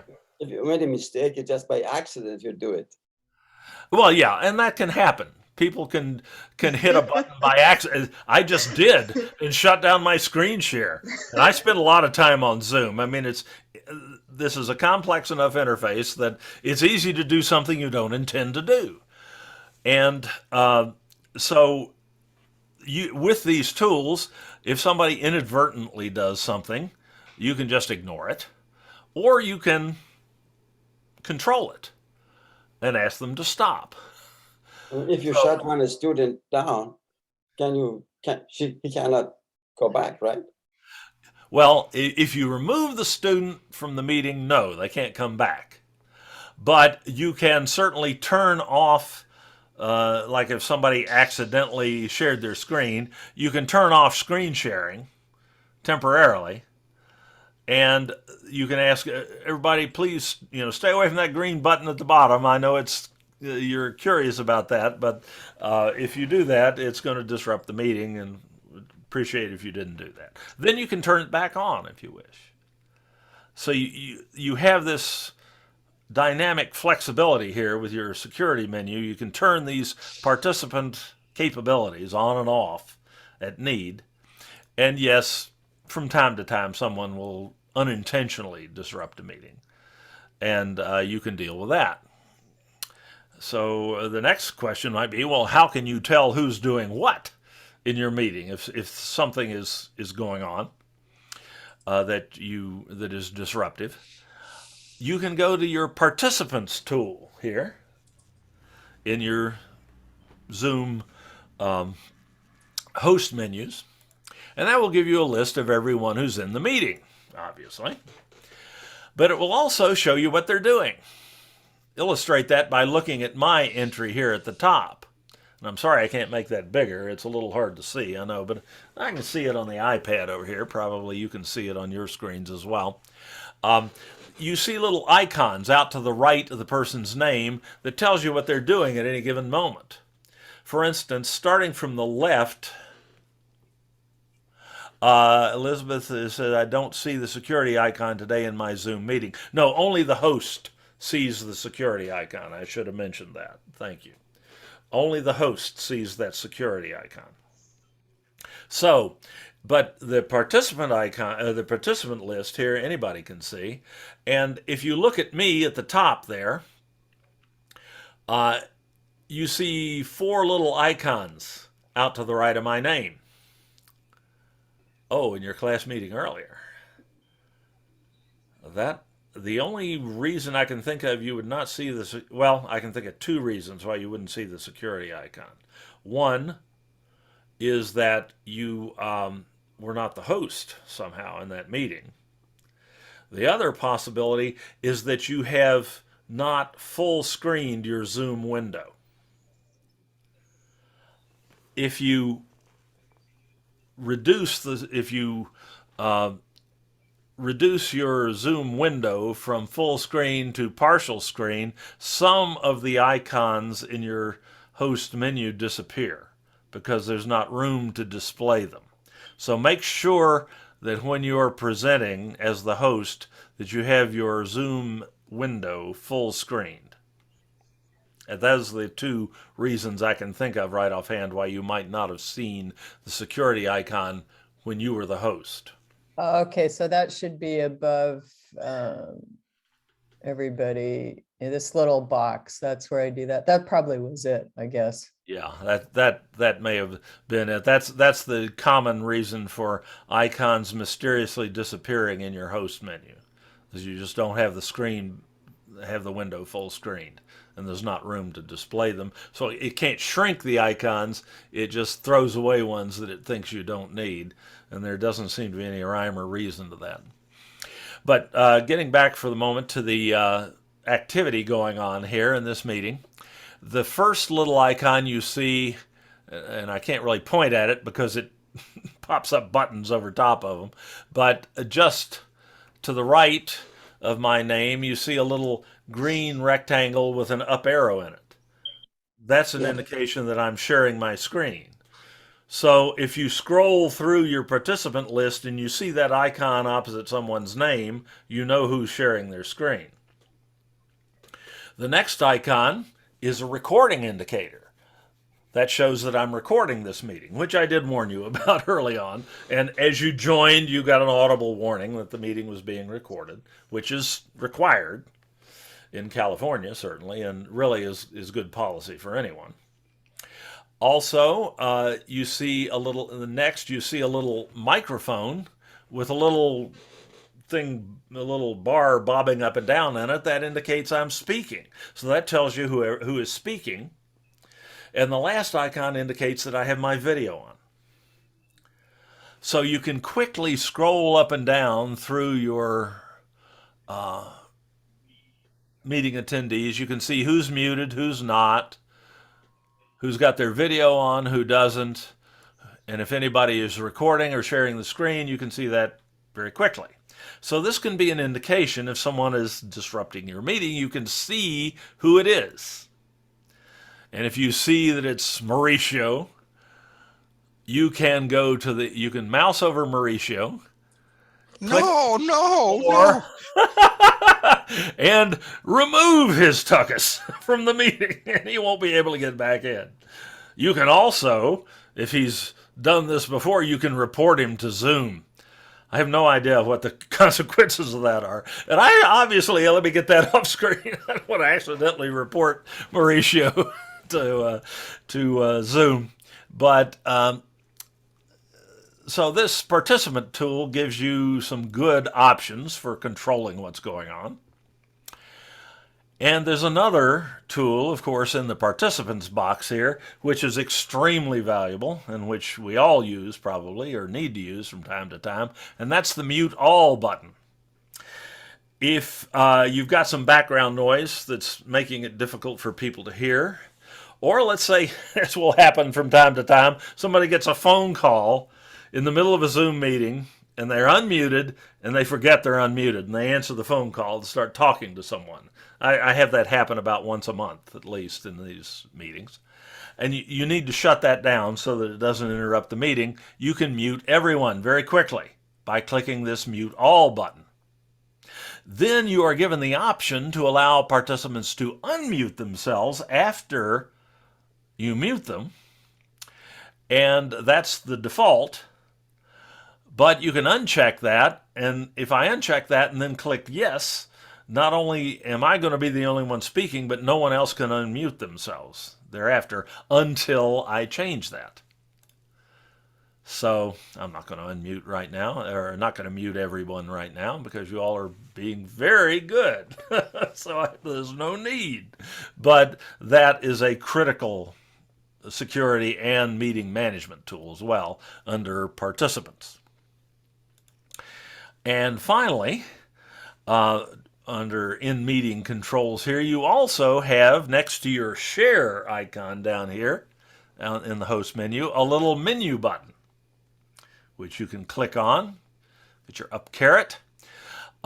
You can limit participant screen sharing to one at a time, or you can allow multiple people to share at the same time, and then everybody will have the option to view different shared screens. They'll get a little menu or a little list they can select from. That's a capability in Zoom. Normally, this is left to only one person and only one participant at a time can share. This is the default. Under advanced sharing options, you have those same options that we saw in the meeting settings on the website, the Zoom website. Who can share and who can start sharing when someone else is sharing. You can change those settings here in the meeting and override whatever your global settings are on the website in that regard. And these are all things that you can use to enhance meeting security. Now, let me kill my Zoom share for a second so that I can bring up my PowerPoint again, my PowerPoint slide. Now we're going to go to the last slide. We're hitting the home stretch, thank God. The last issue I'd like to talk about today under meeting security is student privacy. This is a related issue at very least to meeting security. This is not going to save you from disruptions in your meeting, but it is an important issue to deal with vis-a-vis Zoom meetings. We are, of course, governed by the Federal Rights and Privacy Act for students, FERPA. And unquestionably, Zoom meetings are subject to FERPA. We cannot disclose personally identifying information on students to people who are not authorized to view it during a Zoom meeting. And this has a number of implications for settings in Zoom and options that you may choose to select. We'll start with meeting options that impact student privacy. We've already talked about the security menu options under the security icon that might deal with that. Let me just review that for a second by activating my Zoom screen share again. He said, there it is. Okay, things like whether you allow chat, whether you allow people to rename themselves, whether you allow people to talk. A student's voice is personally identifying information, potentially at least. Someone who knows them, who happened to be in the meeting, would know they were in that meeting. Or especially in a recording. A lot of these issues have more to do with recordings than with live meetings. Because after all, students are not, their privacy is not protected to the extent that they have to walk into class with a bag over their head so nobody can recognize them, and they have to be gagged so they can't speak so that no one could recognize their voice in the classroom and so on. FERPA is not a ridiculous thing, but there are definite restrictions on recordings and providing access to personally identifying information about students in a recording. You can also govern whether students can start their video.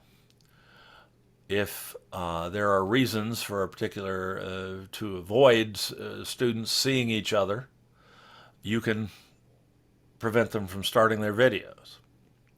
So those are some of those settings have privacy implications. There are also some client options that you may wish to consider. And those, by client options, I mean the settings, the client settings that we looked at before. And let me get that out of the way. And there's one under video that says always display participant names on their video. You can uncheck that. And when you are presenting live, and you might wish to make a screenshot or something like that of the screen, you can prevent the student names from showing up in the screenshot. That's not as useful as it might seem because it doesn't prevent their names from showing up in a local recording, which would be nice. It used to prevent that, but it doesn't anymore for some reason. So this is not terribly useful. But another thing you can do is if students wish to remain anonymous by not turning on their video, which they have every right to do, by the way. We can't require them to turn their video on during a Zoom class meeting. They have the right to decline to do that, and that's district and state policy. If they choose to turn themselves off, you can hide them from the displaying at all, so that their names do not appear either.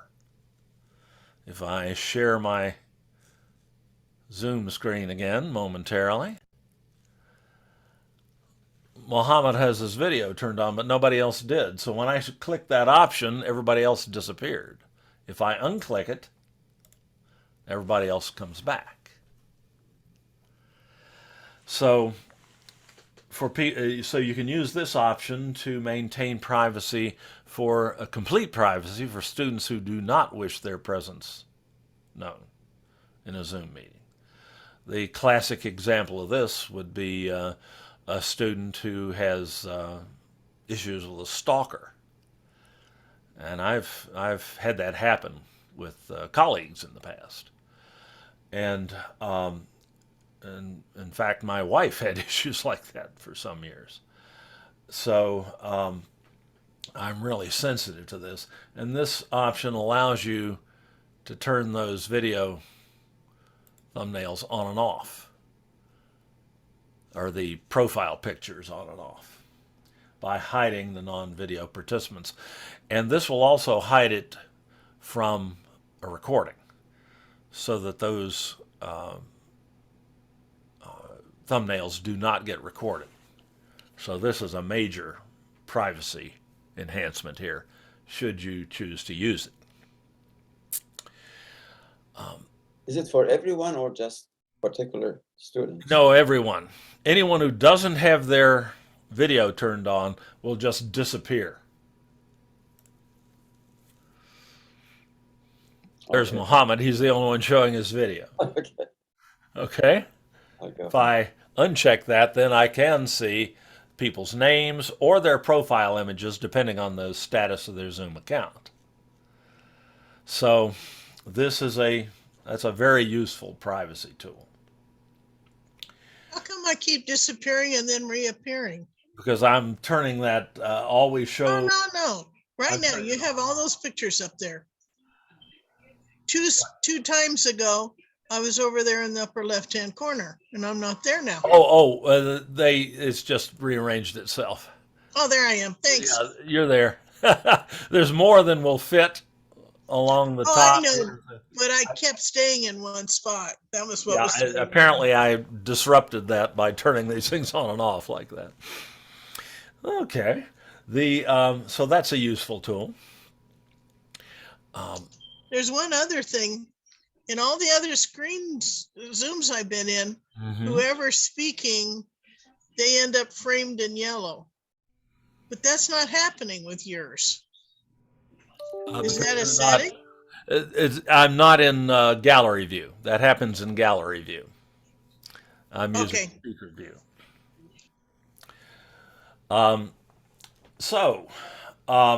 Let's see. What have we not covered here yet? Recording privacy is, of course, a major issue. One of the biggest issues with FERPA and Zoom meetings occurs when you record the meeting. Who can you share that recording with? Well, that depends upon whether there's personally identifying information on students in the recording. If there is, and there usually is, then you may not share that Zoom recording of that class meeting with anyone other than students who are enrolled in that course section for that semester. You're not required to prevent them from knowing that, who their classmates are who are enrolled in that session. But if you want to reuse that recording in a future section, or let's just say you have two sections of the same course that you're teaching using Zoom, and you would like to share the first recording that you made of the first session in the week with the second class session, you may not do that if there's personally identifying information on the students, because that will let the students in the second section know who is enrolled in the first section. And that's a violation of FERPA. So what can you do if you want to record your Zoom sessions and allow your students to review them later? Well, it's no problem if you only allow the students who enrolled in that section to view the recording later. That is not a FERPA violation. If you want to use that recording with other audiences, however, you're going to have to ensure that there is no personally identifying information in that recording. One thing you can do is hide those non-video, is to tell your students to turn their video off, or you can prevent them from turning their video on by eliminating the start video option here. And you can set in your Zoom meeting settings to start meeting with participant video off. If you do that and uncheck start video as an option here when you start the meeting, then the students' video images will never appear.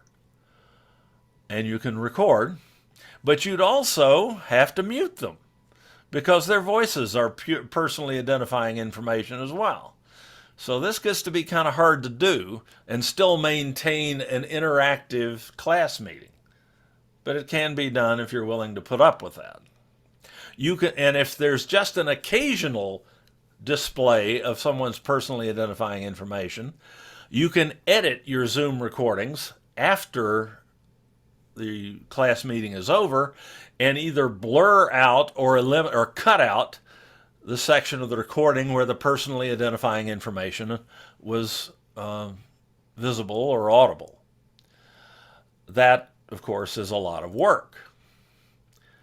So generally, you're better off, generally it's much easier just to avoid FERPA issues by only using your Zoom recordings with the class section in which they were made.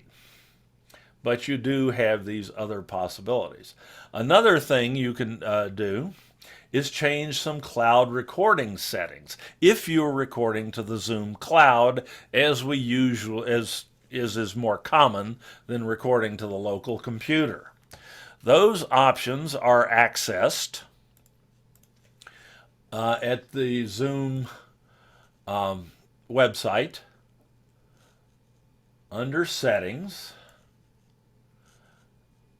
on the in the Recording tab here. You have relatively few options that you can set for local recordings, and most people don't record locally anyway. But with a local recording, it's very difficult to avoid personally identifiable information, PII. With cloud recording, you have some options that you can set. You would normally set record active speaker with shared screen so they'd be able to see you in the recording. But generally, you would not want to record gallery view, because then, of course, you'd see the student. If there were students with their videos turned on, you'd see them then. So you can not record that. You can also uncheck under Advanced Cloud Recording Settings, display participants' names in the recording. And this will prevent their names from being displayed. So even if you haven't hidden non-video participants, their names will not show up. And if they if their video is turned on, but perhaps they're using a cartoon character for a profile image or something, if the video is turned off and they're still using that profile image, you can prevent their names from appearing in the recording, which is useful. It's also helpful if you're recording to not use gallery. If you're recording and you're worried about student privacy and you're thinking about maybe using that recording with an audience that is not limited to the people enrolled in that class section, you can be sure that you stay in speaker view and that you spotlight your own video, which I'm doing here, so that when students speak, their images don't appear. Their video does not appear on the screen in speaker view. You, of course, can do that by right-clicking on your own video, like my alter ego here, and I can, let's see, no, I can't do that there. I need to clear my spotlight to show you how that works. Now, Renee is the last person who spoke, apparently, so if she had her video on, she would be appearing full screen here. To spotlight myself, I go up to my little video thumbnail up here, right-click on it or command-click on a Mac, and select Spotlight for everyone. I can do that only as the host. And now everybody sees me all the time, regardless of who else is speaking, and that will also impact the recording. So these are just various tricks you can use to minimize the amount of personally identifying information on students that appears during a Zoom recording, so that it's possible to cut out the limited number of times that some PII appears on the screen. But again, all of that takes a lot of planning, a fairly sophisticated knowledge of Zoom settings, and a lot of time. So generally the best way to maintain student privacy in a Zoom meeting recording is simply to only share the recording with students who are enrolled in the same class session. If you intend to use it in any other way, you have to get written permission from all of the students whose personally identifying information will or might appear in the recording, or does appear in the recording. And they have the right to waive their FERPA rights in that regard, but they have to do it in writing, and you have to have that on file in order to be safe. Excuse me, Dave. Yes. One student asked me if they could record the sessions. So Yeah, and if other students' personally identifying information is appearing, it would be inappropriate to allow them to record the meeting, because then they would have personally identifying information on other students, which they could then share without your knowledge or consent. So generally, it's a bad idea if you have not hidden all personally identifying information on students in a Zoom meeting. It's a bad idea to let a student record it. You can record it and put a link to it on Canvas, and you control then who can see it. Oh. Okay? But as long as you only share that recording with the same class section, with people who are enrolled in the same class section, through Canvas usually, because Canvas is password protected. They can't get into your Canvas course shell for a particular section unless they're enrolled in it. So it's okay to share the recording there, but letting them record it is dangerous. Okay. Dave, It exposes you to possible liability for a FERPA violation. how can Yes. we Dave, prevent it then? I'm sorry? How can we prevent them not to record? Well, they can't record by default in our Confer Zoom accounts. They can't record the session through Zoom Okay. unless you specifically allow them to do so.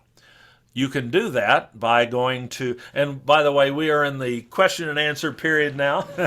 We're 3 minutes over. So the formal presentation, such as there was and what there was of it, is done.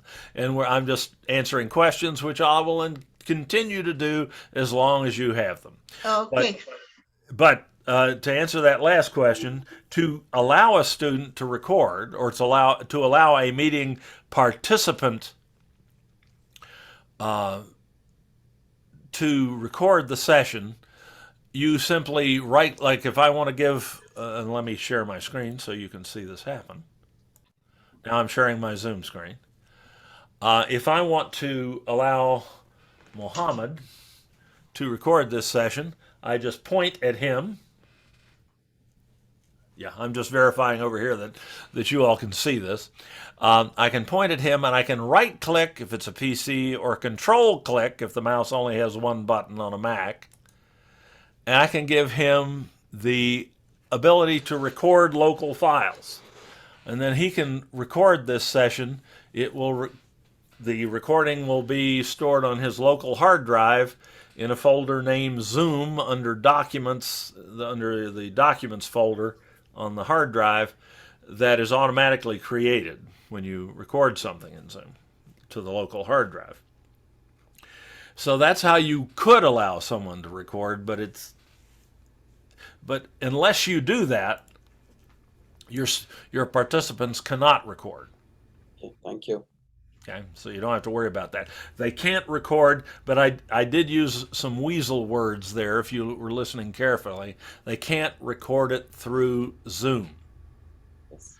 That does not mean that they can't use a screen recording application like Camtasia or Snagit or Screencast-O-Matic to record a Zoom meeting from their computer monitor, complete with audio and shared screens and everything else. And there's absolutely nothing you can do to prevent that, That's bad. except tell them that they may not do it and that it would be a FERPA violation if they did so, and they would be subject to the student code of conduct, to charges of a violation of the student code of conduct if they do that.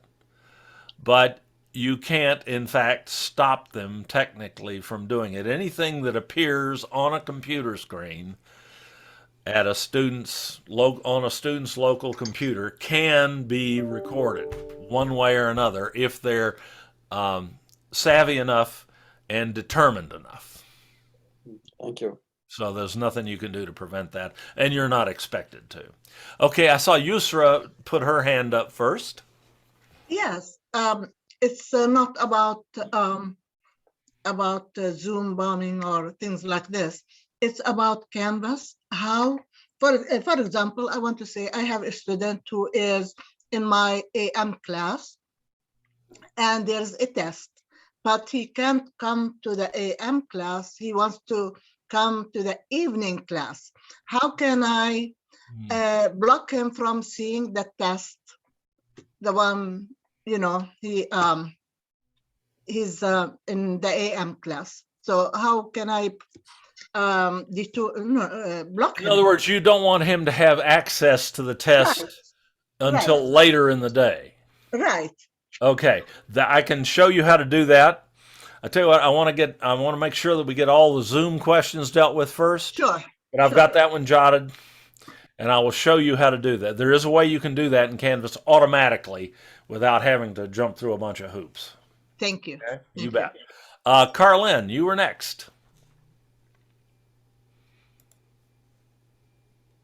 You mentioned a Zoom roster, Yes. but I don't remember you showing it to us. I have not yet. Thank you. Okay.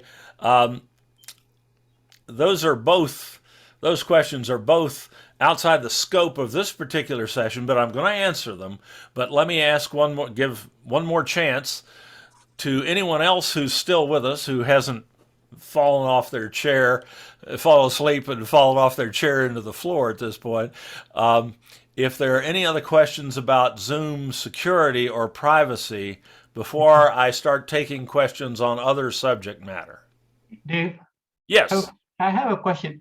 Although you said you can share the recording with the student who are attending your section, Right.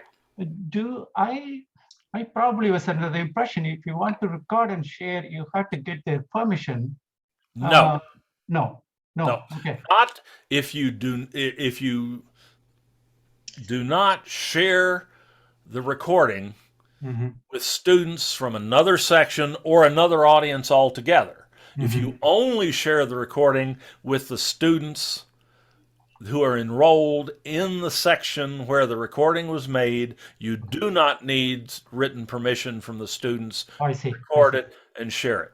And Period. even if their student videos are showing up in the recording. Even if their student videos are showing up. Think about the classroom. Okay, they walk into the classroom, they can see each other. Yes. That would be that if we had that requirement for recorded sessions, it would be like requiring the students in a physical classroom to come in with bags over their heads. I see. That's an image I keep in my mind to remind myself of that particular. Okay, but no, you don't have to get that written permission as long as you don't show that recording to anyone who's not enrolled in the class. Thank you. Thank you for asking that question, because that's a critical. Otherwise, it would be impractical to ever record a Zoom session and share it with our students later. It just would be way too much of an administrative hassle to make that supportable. And being able, obviously, being able to share your Zoom recordings with the students in that class later is an instructionally valuable capability that you don't want to lose. So it just wouldn't make sense to eliminate that as a possibility. Okay, now the first question we had post. Or does anybody else have a question about Zoom privacy or security before we move on to those other two questions? Well, the first question was about Canvas. That was asked about was about Canvas. So let me pull up Canvas here. Okay, thank you. My pleasure. I remembered that. That's remarkable. Okay. Let me make sure I've got a current login into Canvas here.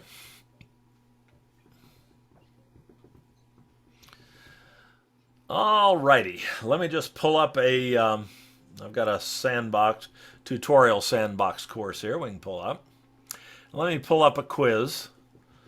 Any quiz will do in this thing. And let's see, this one's published. Pick that one. And go to edit the quiz. All right, this is handled under the Details tab in a quiz, where you set the name of the quiz and whether it's graded and what the time limit is and all that stuff. If you scroll to the bottom of this screen, you get the so-called assign block. Okay. And this is where you would accomplish the sort of thing you described. Let's say you have a student who needs to have access to this test at a time later than everyone else who's in the section. By default, you have this one assign to block here, which assigns the quiz, which allows you to set due dates and availability dates. Right. Okay, and you have undoubtedly set available from dates so that students can't access the quiz before a certain time and date. Right? Okay. Yes. But you want, so let me set a, matter of fact, I have to change these. Got to update these so that this will make sense. All right, there, I've made those changes for everyone. So everyone else is going to be able to take this, and let me set the, let's say the availability from date to the 30th. Okay. Okay, so this test is due end of day on March 31st. They can't access it till beginning of the day on March 30th. Okay. And they can't access it after end of day. Oh, oops, that didn't change. Sorry. There. After end of day on March 31st. That's what everyone is set to. Let's say I want the student in question not to be able to access this test until, say, 4 o'clock in the afternoon. Okay. On March 30th. I create another assign to block by clicking the add button here at the bottom of the screen.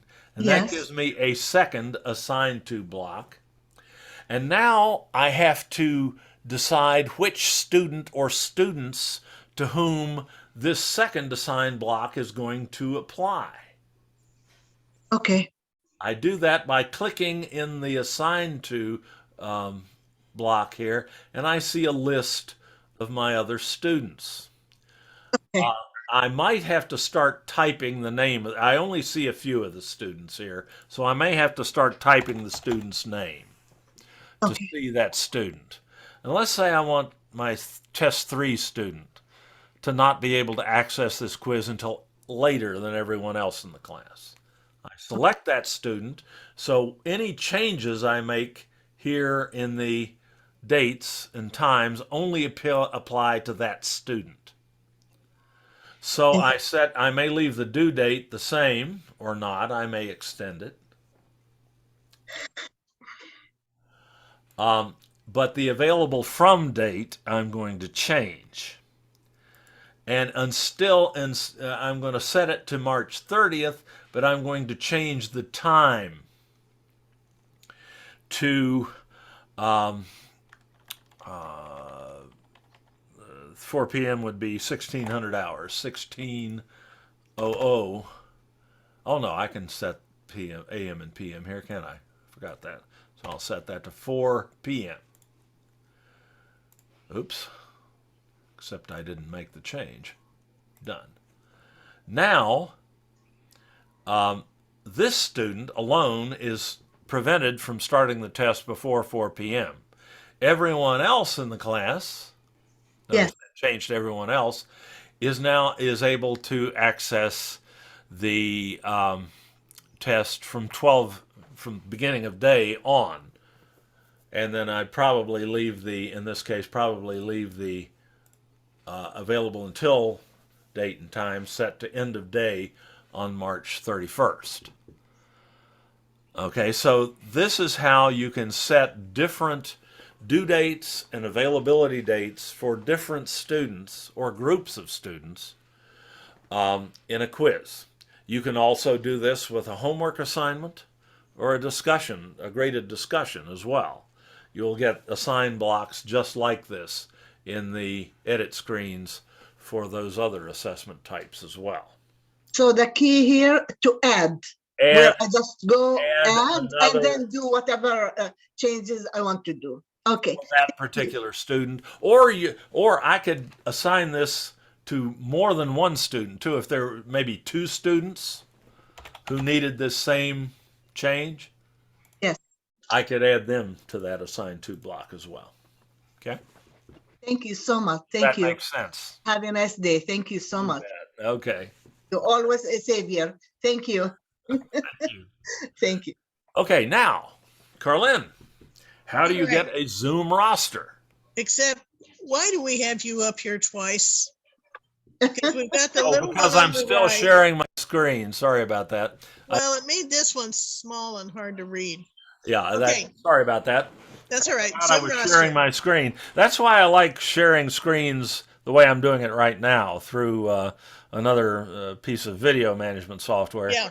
Because what I see is what you see in this case. When I'm sharing my Zoom screen, that's not necessarily the case, unfortunately. So that's why I have another device over here in the meeting. If I think to look over there, I can see what you're seeing, but I didn't think to do that then. All right. In any case, let's talk about how to get a Zoom roster. To do that, we go to the Zoom website. Just as we did to change all those settings and so on before. Yeah. Go to zoom.us. Okay. Let's do that from scratch. Well, I can see the join meeting and everything, so I know you're on this. Okay. So if I web to zoom.us, I sign in with my Confer Zoom credentials.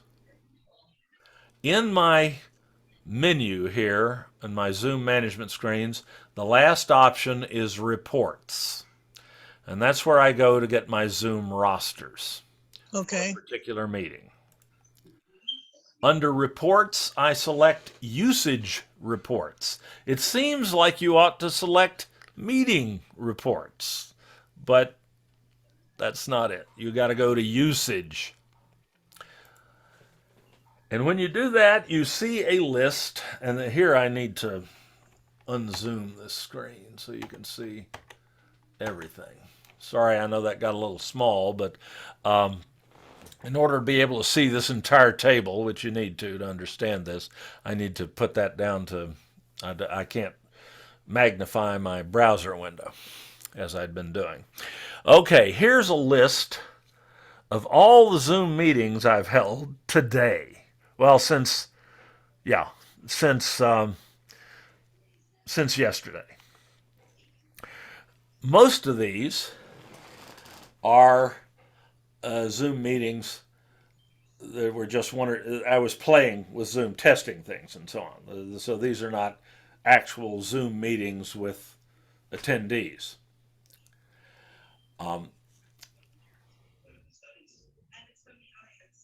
But so I have to be able to identify my actual Zoom meetings. I usually do that by the number of participants here, which you can see.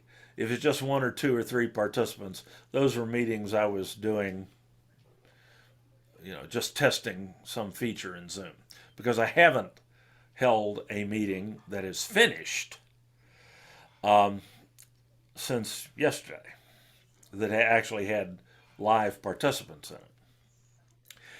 To find a particular Zoom meeting, I have to tell Zoom the time frame that or give Zoom a time frame that includes that meeting. So if I want to look, say, at everything for the last couple of weeks that I've done in Zoom, I need to change this from time or from date here from February 28th to, say, February 13th. And then my to date will be today. So I get everything, all the Zoom meetings I've held as the host since February 13th. But they have to be closed. You can't look at the current one. Exactly. I can't look at the current one. Okay. I've got the participants tool for that. I can go and look at the participants tool Okay. and tell who's still here live. But you can't get a roster on a meeting till after it's ended. Okay. Good question. So I'm going to look at all the Zoom meetings within this time frame. By the way, this time frame here can't be longer than 1 month, 30 Okay. days. You can't look at more than 30 days at a time. It has something to do with, the lists would get too long and the performance would be terrible on the screen sharing. So, but let's say I want a roster from a Zoom meeting that was held sometime in this time frame. Once I change that time frame, I have to hit the search button here. I was pointing on the wrong screen, sorry. Here's the from date, here's the to date, and I click search, and that will show me, it tells me I had 27 Zoom meetings of one sort or another during that time frame. And here's the first 10 of them or so, 10 or 12 of them. To see later ones, I just use these arrows here to move forward and backward in time. But let me just find one. Okay, here's a meeting that had 24 participants in it. That has to have been a real Zoom class meeting. It went 129 minutes, so that sounds like an actual, a little over 2 hours. So that was its duration. So I know that this is one that I probably need the roster on.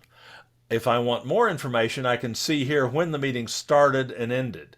It started on the 15th of February at 9:56 a.m. and ended at 12 a.m. So that was a 10 to 12 class that day.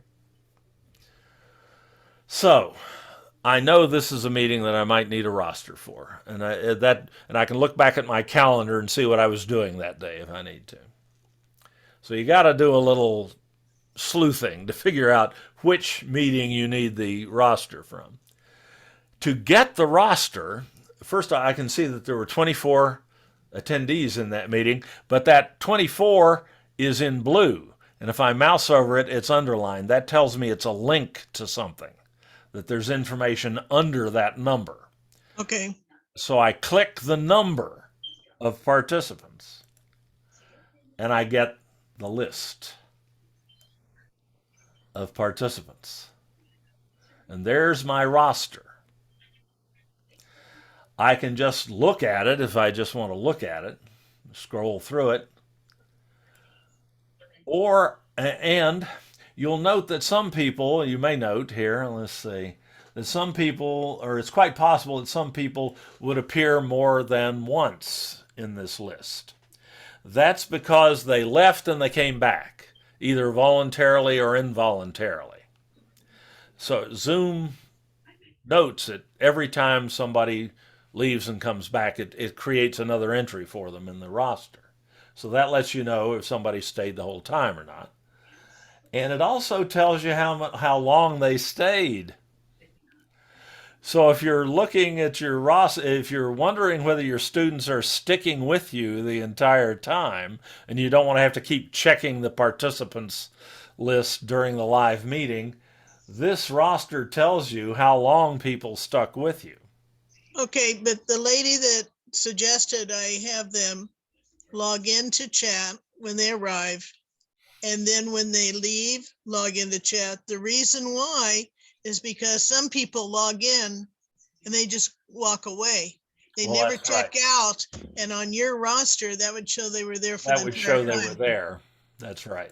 And That see, is if I find But- out they did not But log I will out, tell you that those lists where you ask for compliance, because I used to do that before we had this capability. yeah. When you ask for compliance, you don't get it.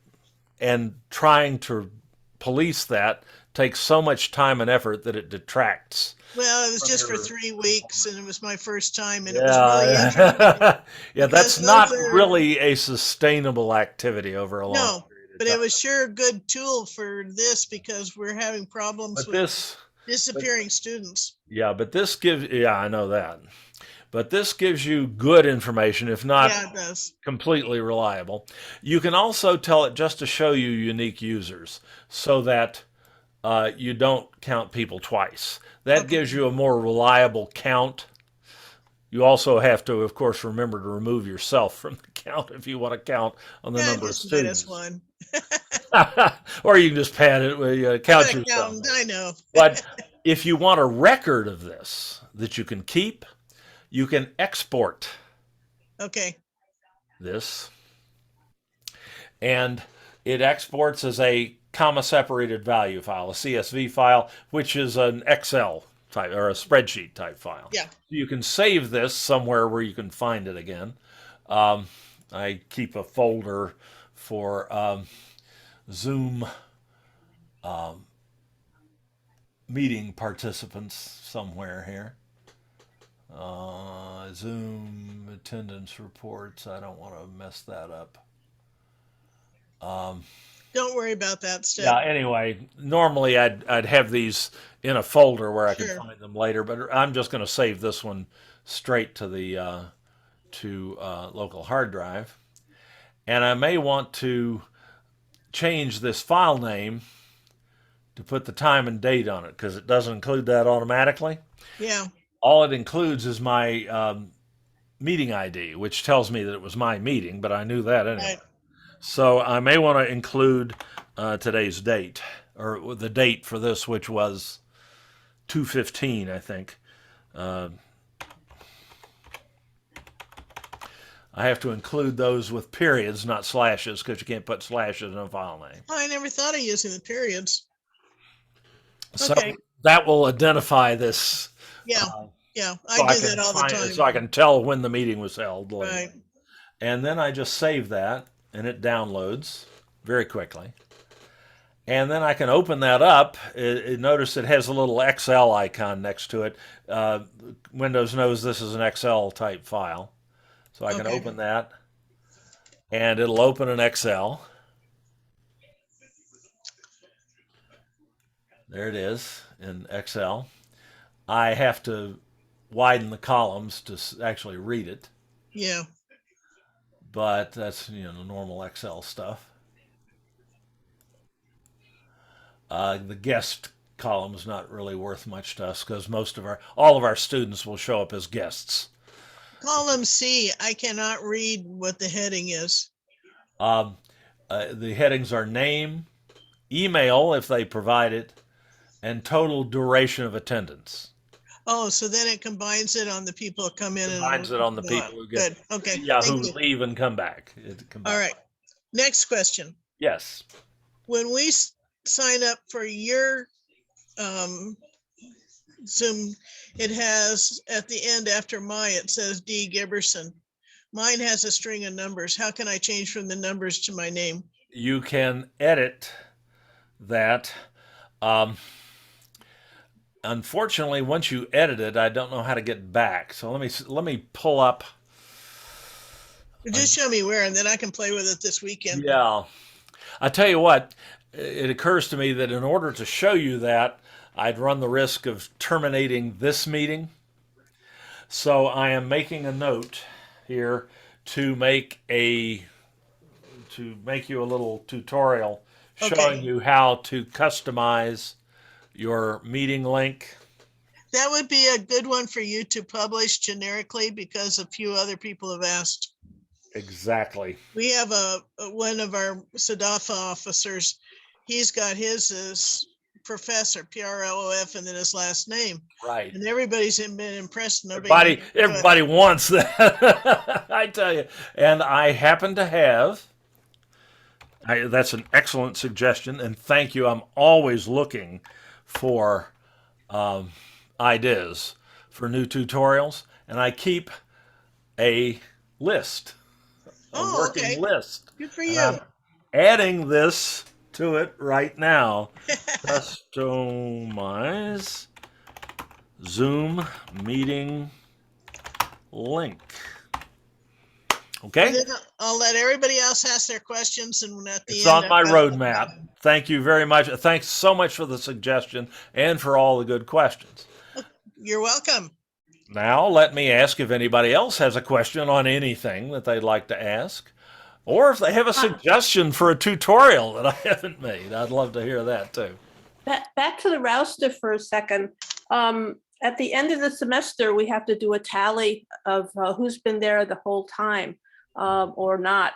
Right. So do I do it the same way you were just talking about and saving it once a month?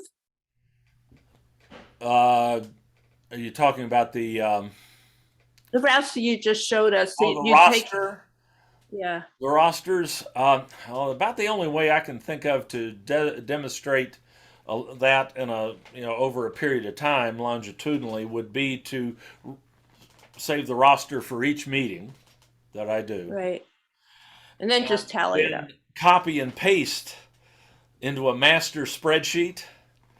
Okay. And then what I've had to do is copy and paste and then deduplicate. Well, also, if you copy it into the Excel sheet, then if the names stay the same, you can add to each column and then have it total up.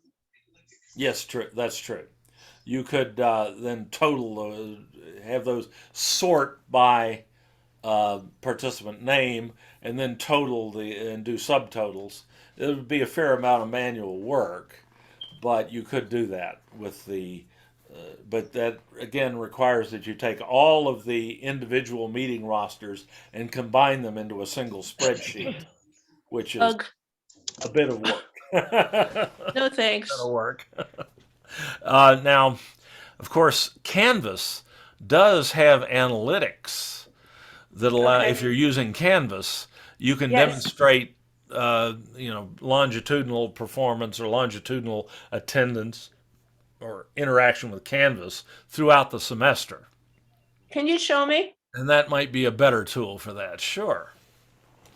Let's go to, and we do a complete seminar on Canvas analytics from time to time as well. That might be one to look for. Or you can go to our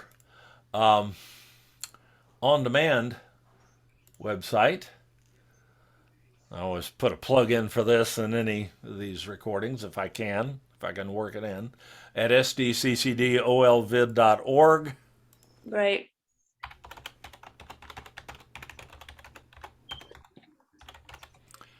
There it is in the chat. And you can go to Workshop Archives and just look for Canvas Analytics, or you can just search for Analytics. And then I have another search question. As soon as you're done, don't leave this Okay. screen. All right. And there we go. That we've got what we've done back to 2019. We've done that 6 times recently. Okay. So there are, but now I'm going to answer Carlin's question about search, and I'm going to go and show you live the analytics tool in Canvas. Okay. Carlin, did you have a quick question on searching in the Open On Demand site? I've been unemployed for 2 years, so I haven't used Canvas. It's changed. Yes. 2 years ago, I used to be able, I write my own tests, I grade my own tests manually, and I post them manually to a grade sheet in Canvas. Yeah. You can 2 still years ago, I could. I can't figure out how to do it right now. And I tried to search here on demand. I cannot find it. So when you say They're not quizzes or tests that I'm giving through Canvas. Canvas, right?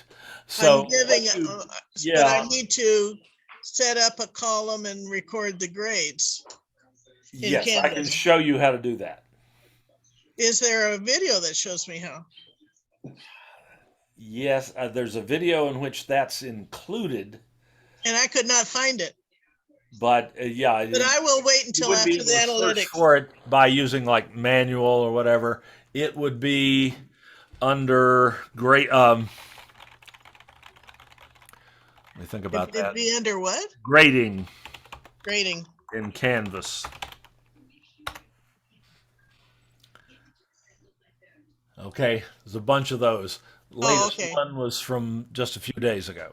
Okay. That's covered in there. I don't right. think I have a unique or a focused tutorial, just a short tutorial on how to create a manual column. It would have.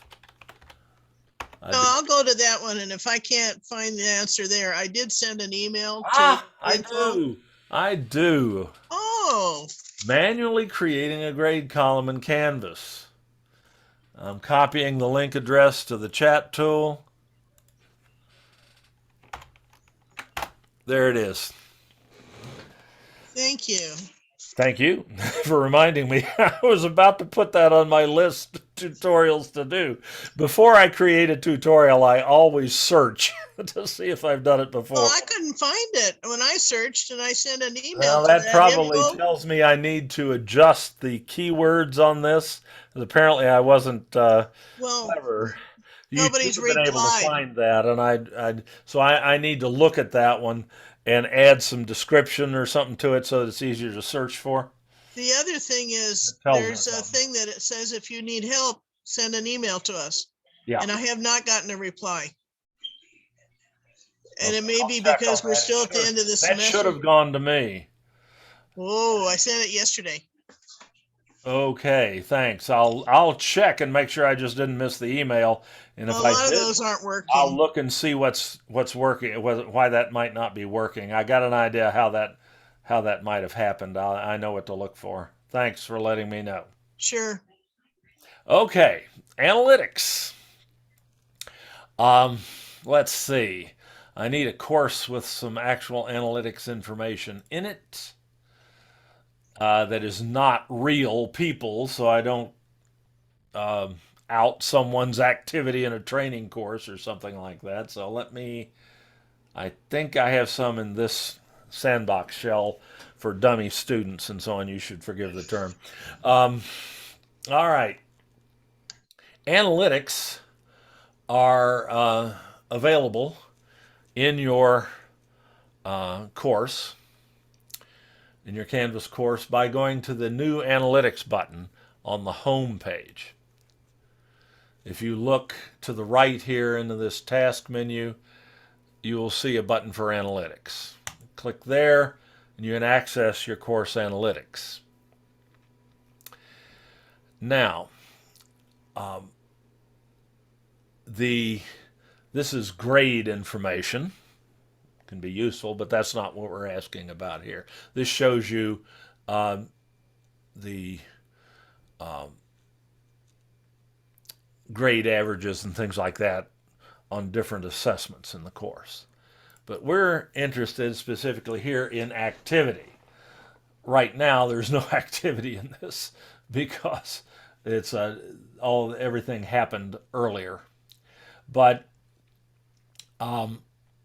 this will give me general information, aggregate information. If I want to see the activity for a particular student, I can add a particular student and get another line. And again, this is a poor example because there wasn't activity over this time period. And it apparently has cut me off, and I can't extend it beyond that. So this was a bad course to pick as an example. Oh, let me just pick a different course here.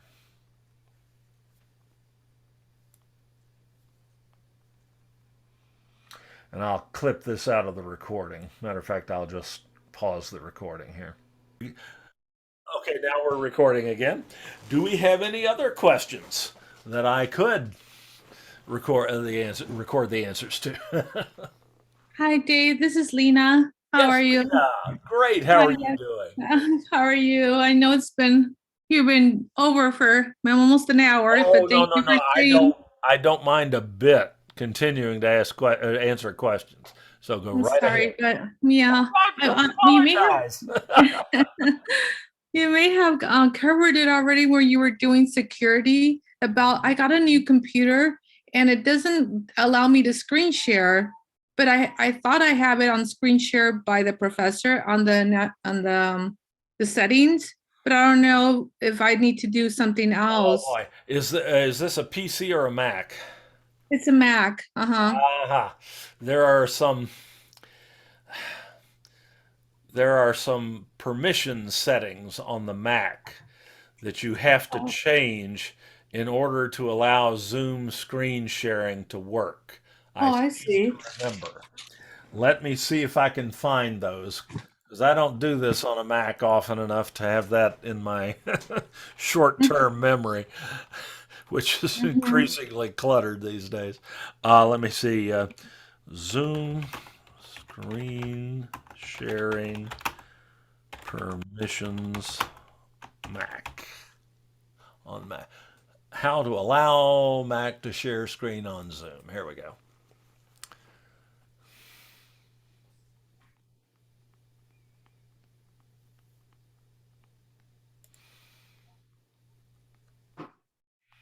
Let's see if this has it. Let's see. Yeah, this is it. Okay, I think this will do it for you. Let me send you the link to this would be the easiest way to do this. I'm sorry it's a gigantic URL, but it should fit into the chat tool. Zoom screen share Mac. Apparently I can't spell share. Hmm. Sorry, I'm correcting that.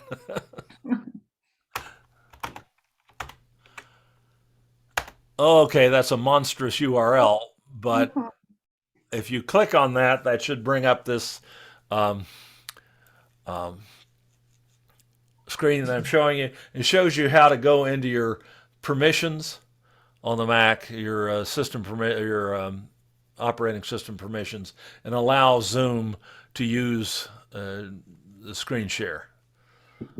And that is a common problem with new Macs. Oh, I see. Thank you, Dave. So I just click Let on me it and know get the if version. you have any trouble getting that to work.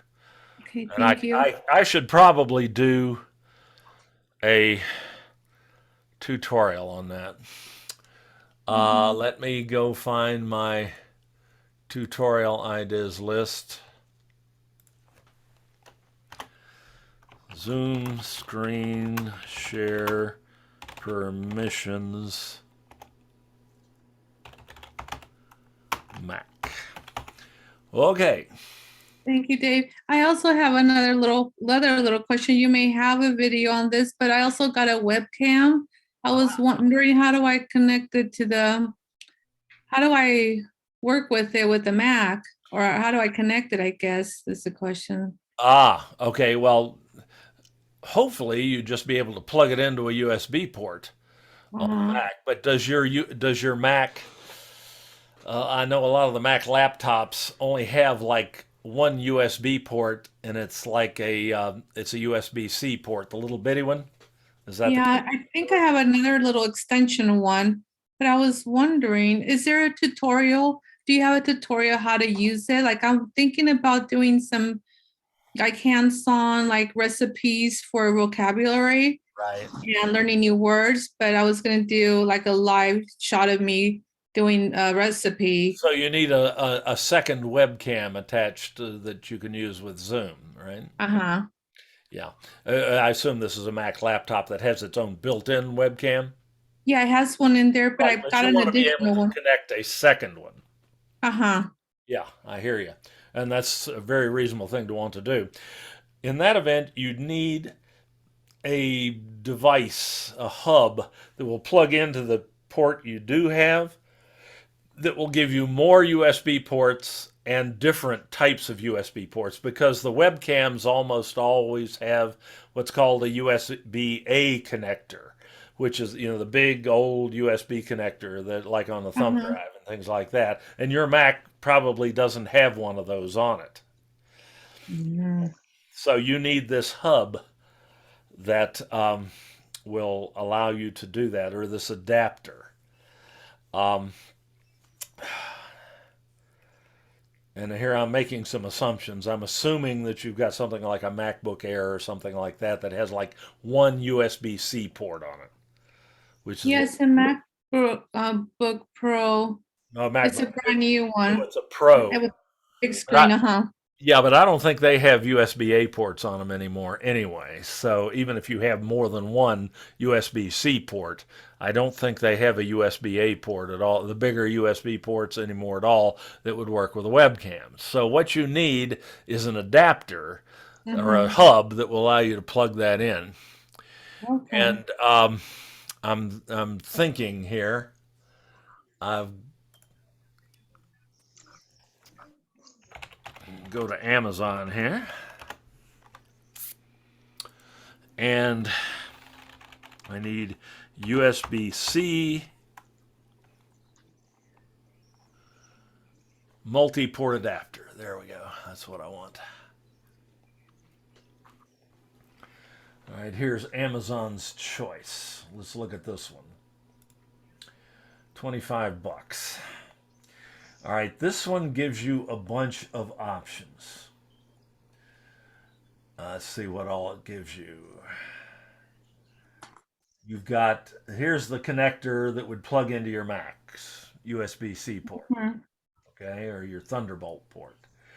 It will give you two USB-A ports, USB 3 A ports, a place where you can plug in memory cards, and another USB-C port, and an HDMI video port.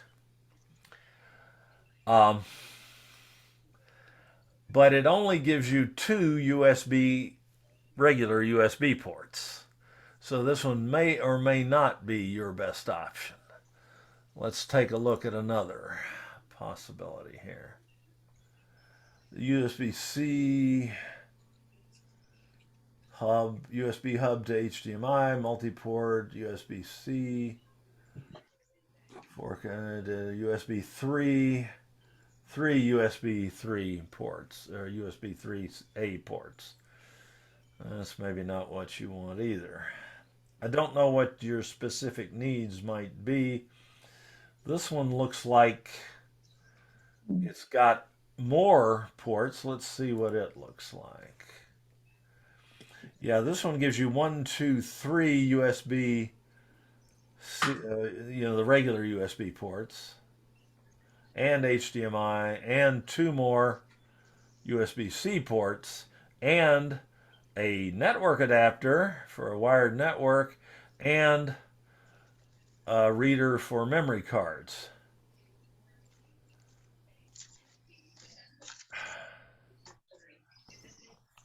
So you're going to have something like this. I don't know exactly what to recommend because I don't know, but just any of these would work to just plug in that one webcam, the one extra Okay. webcam. Um,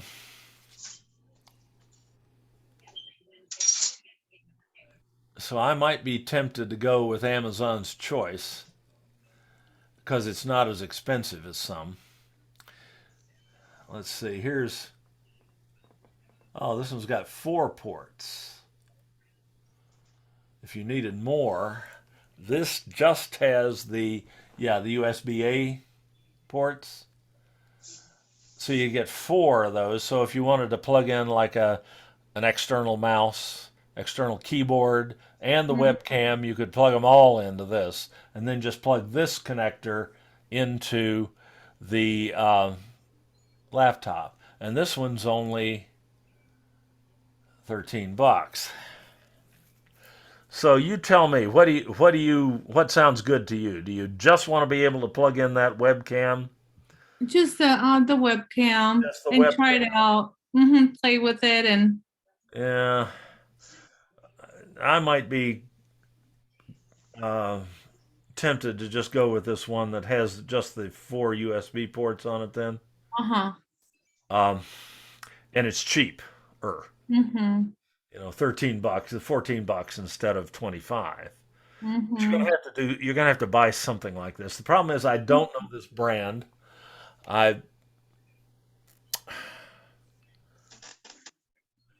But I'd be tempted to try this one. Mm-hmm. Let me send you the link on Amazon. And I you have a can make question your- about that, those, when you have, Okay, just a like sec. Let me one get that- that. Let me get this link in there. So this is USB-C to USB-A hub Amazon.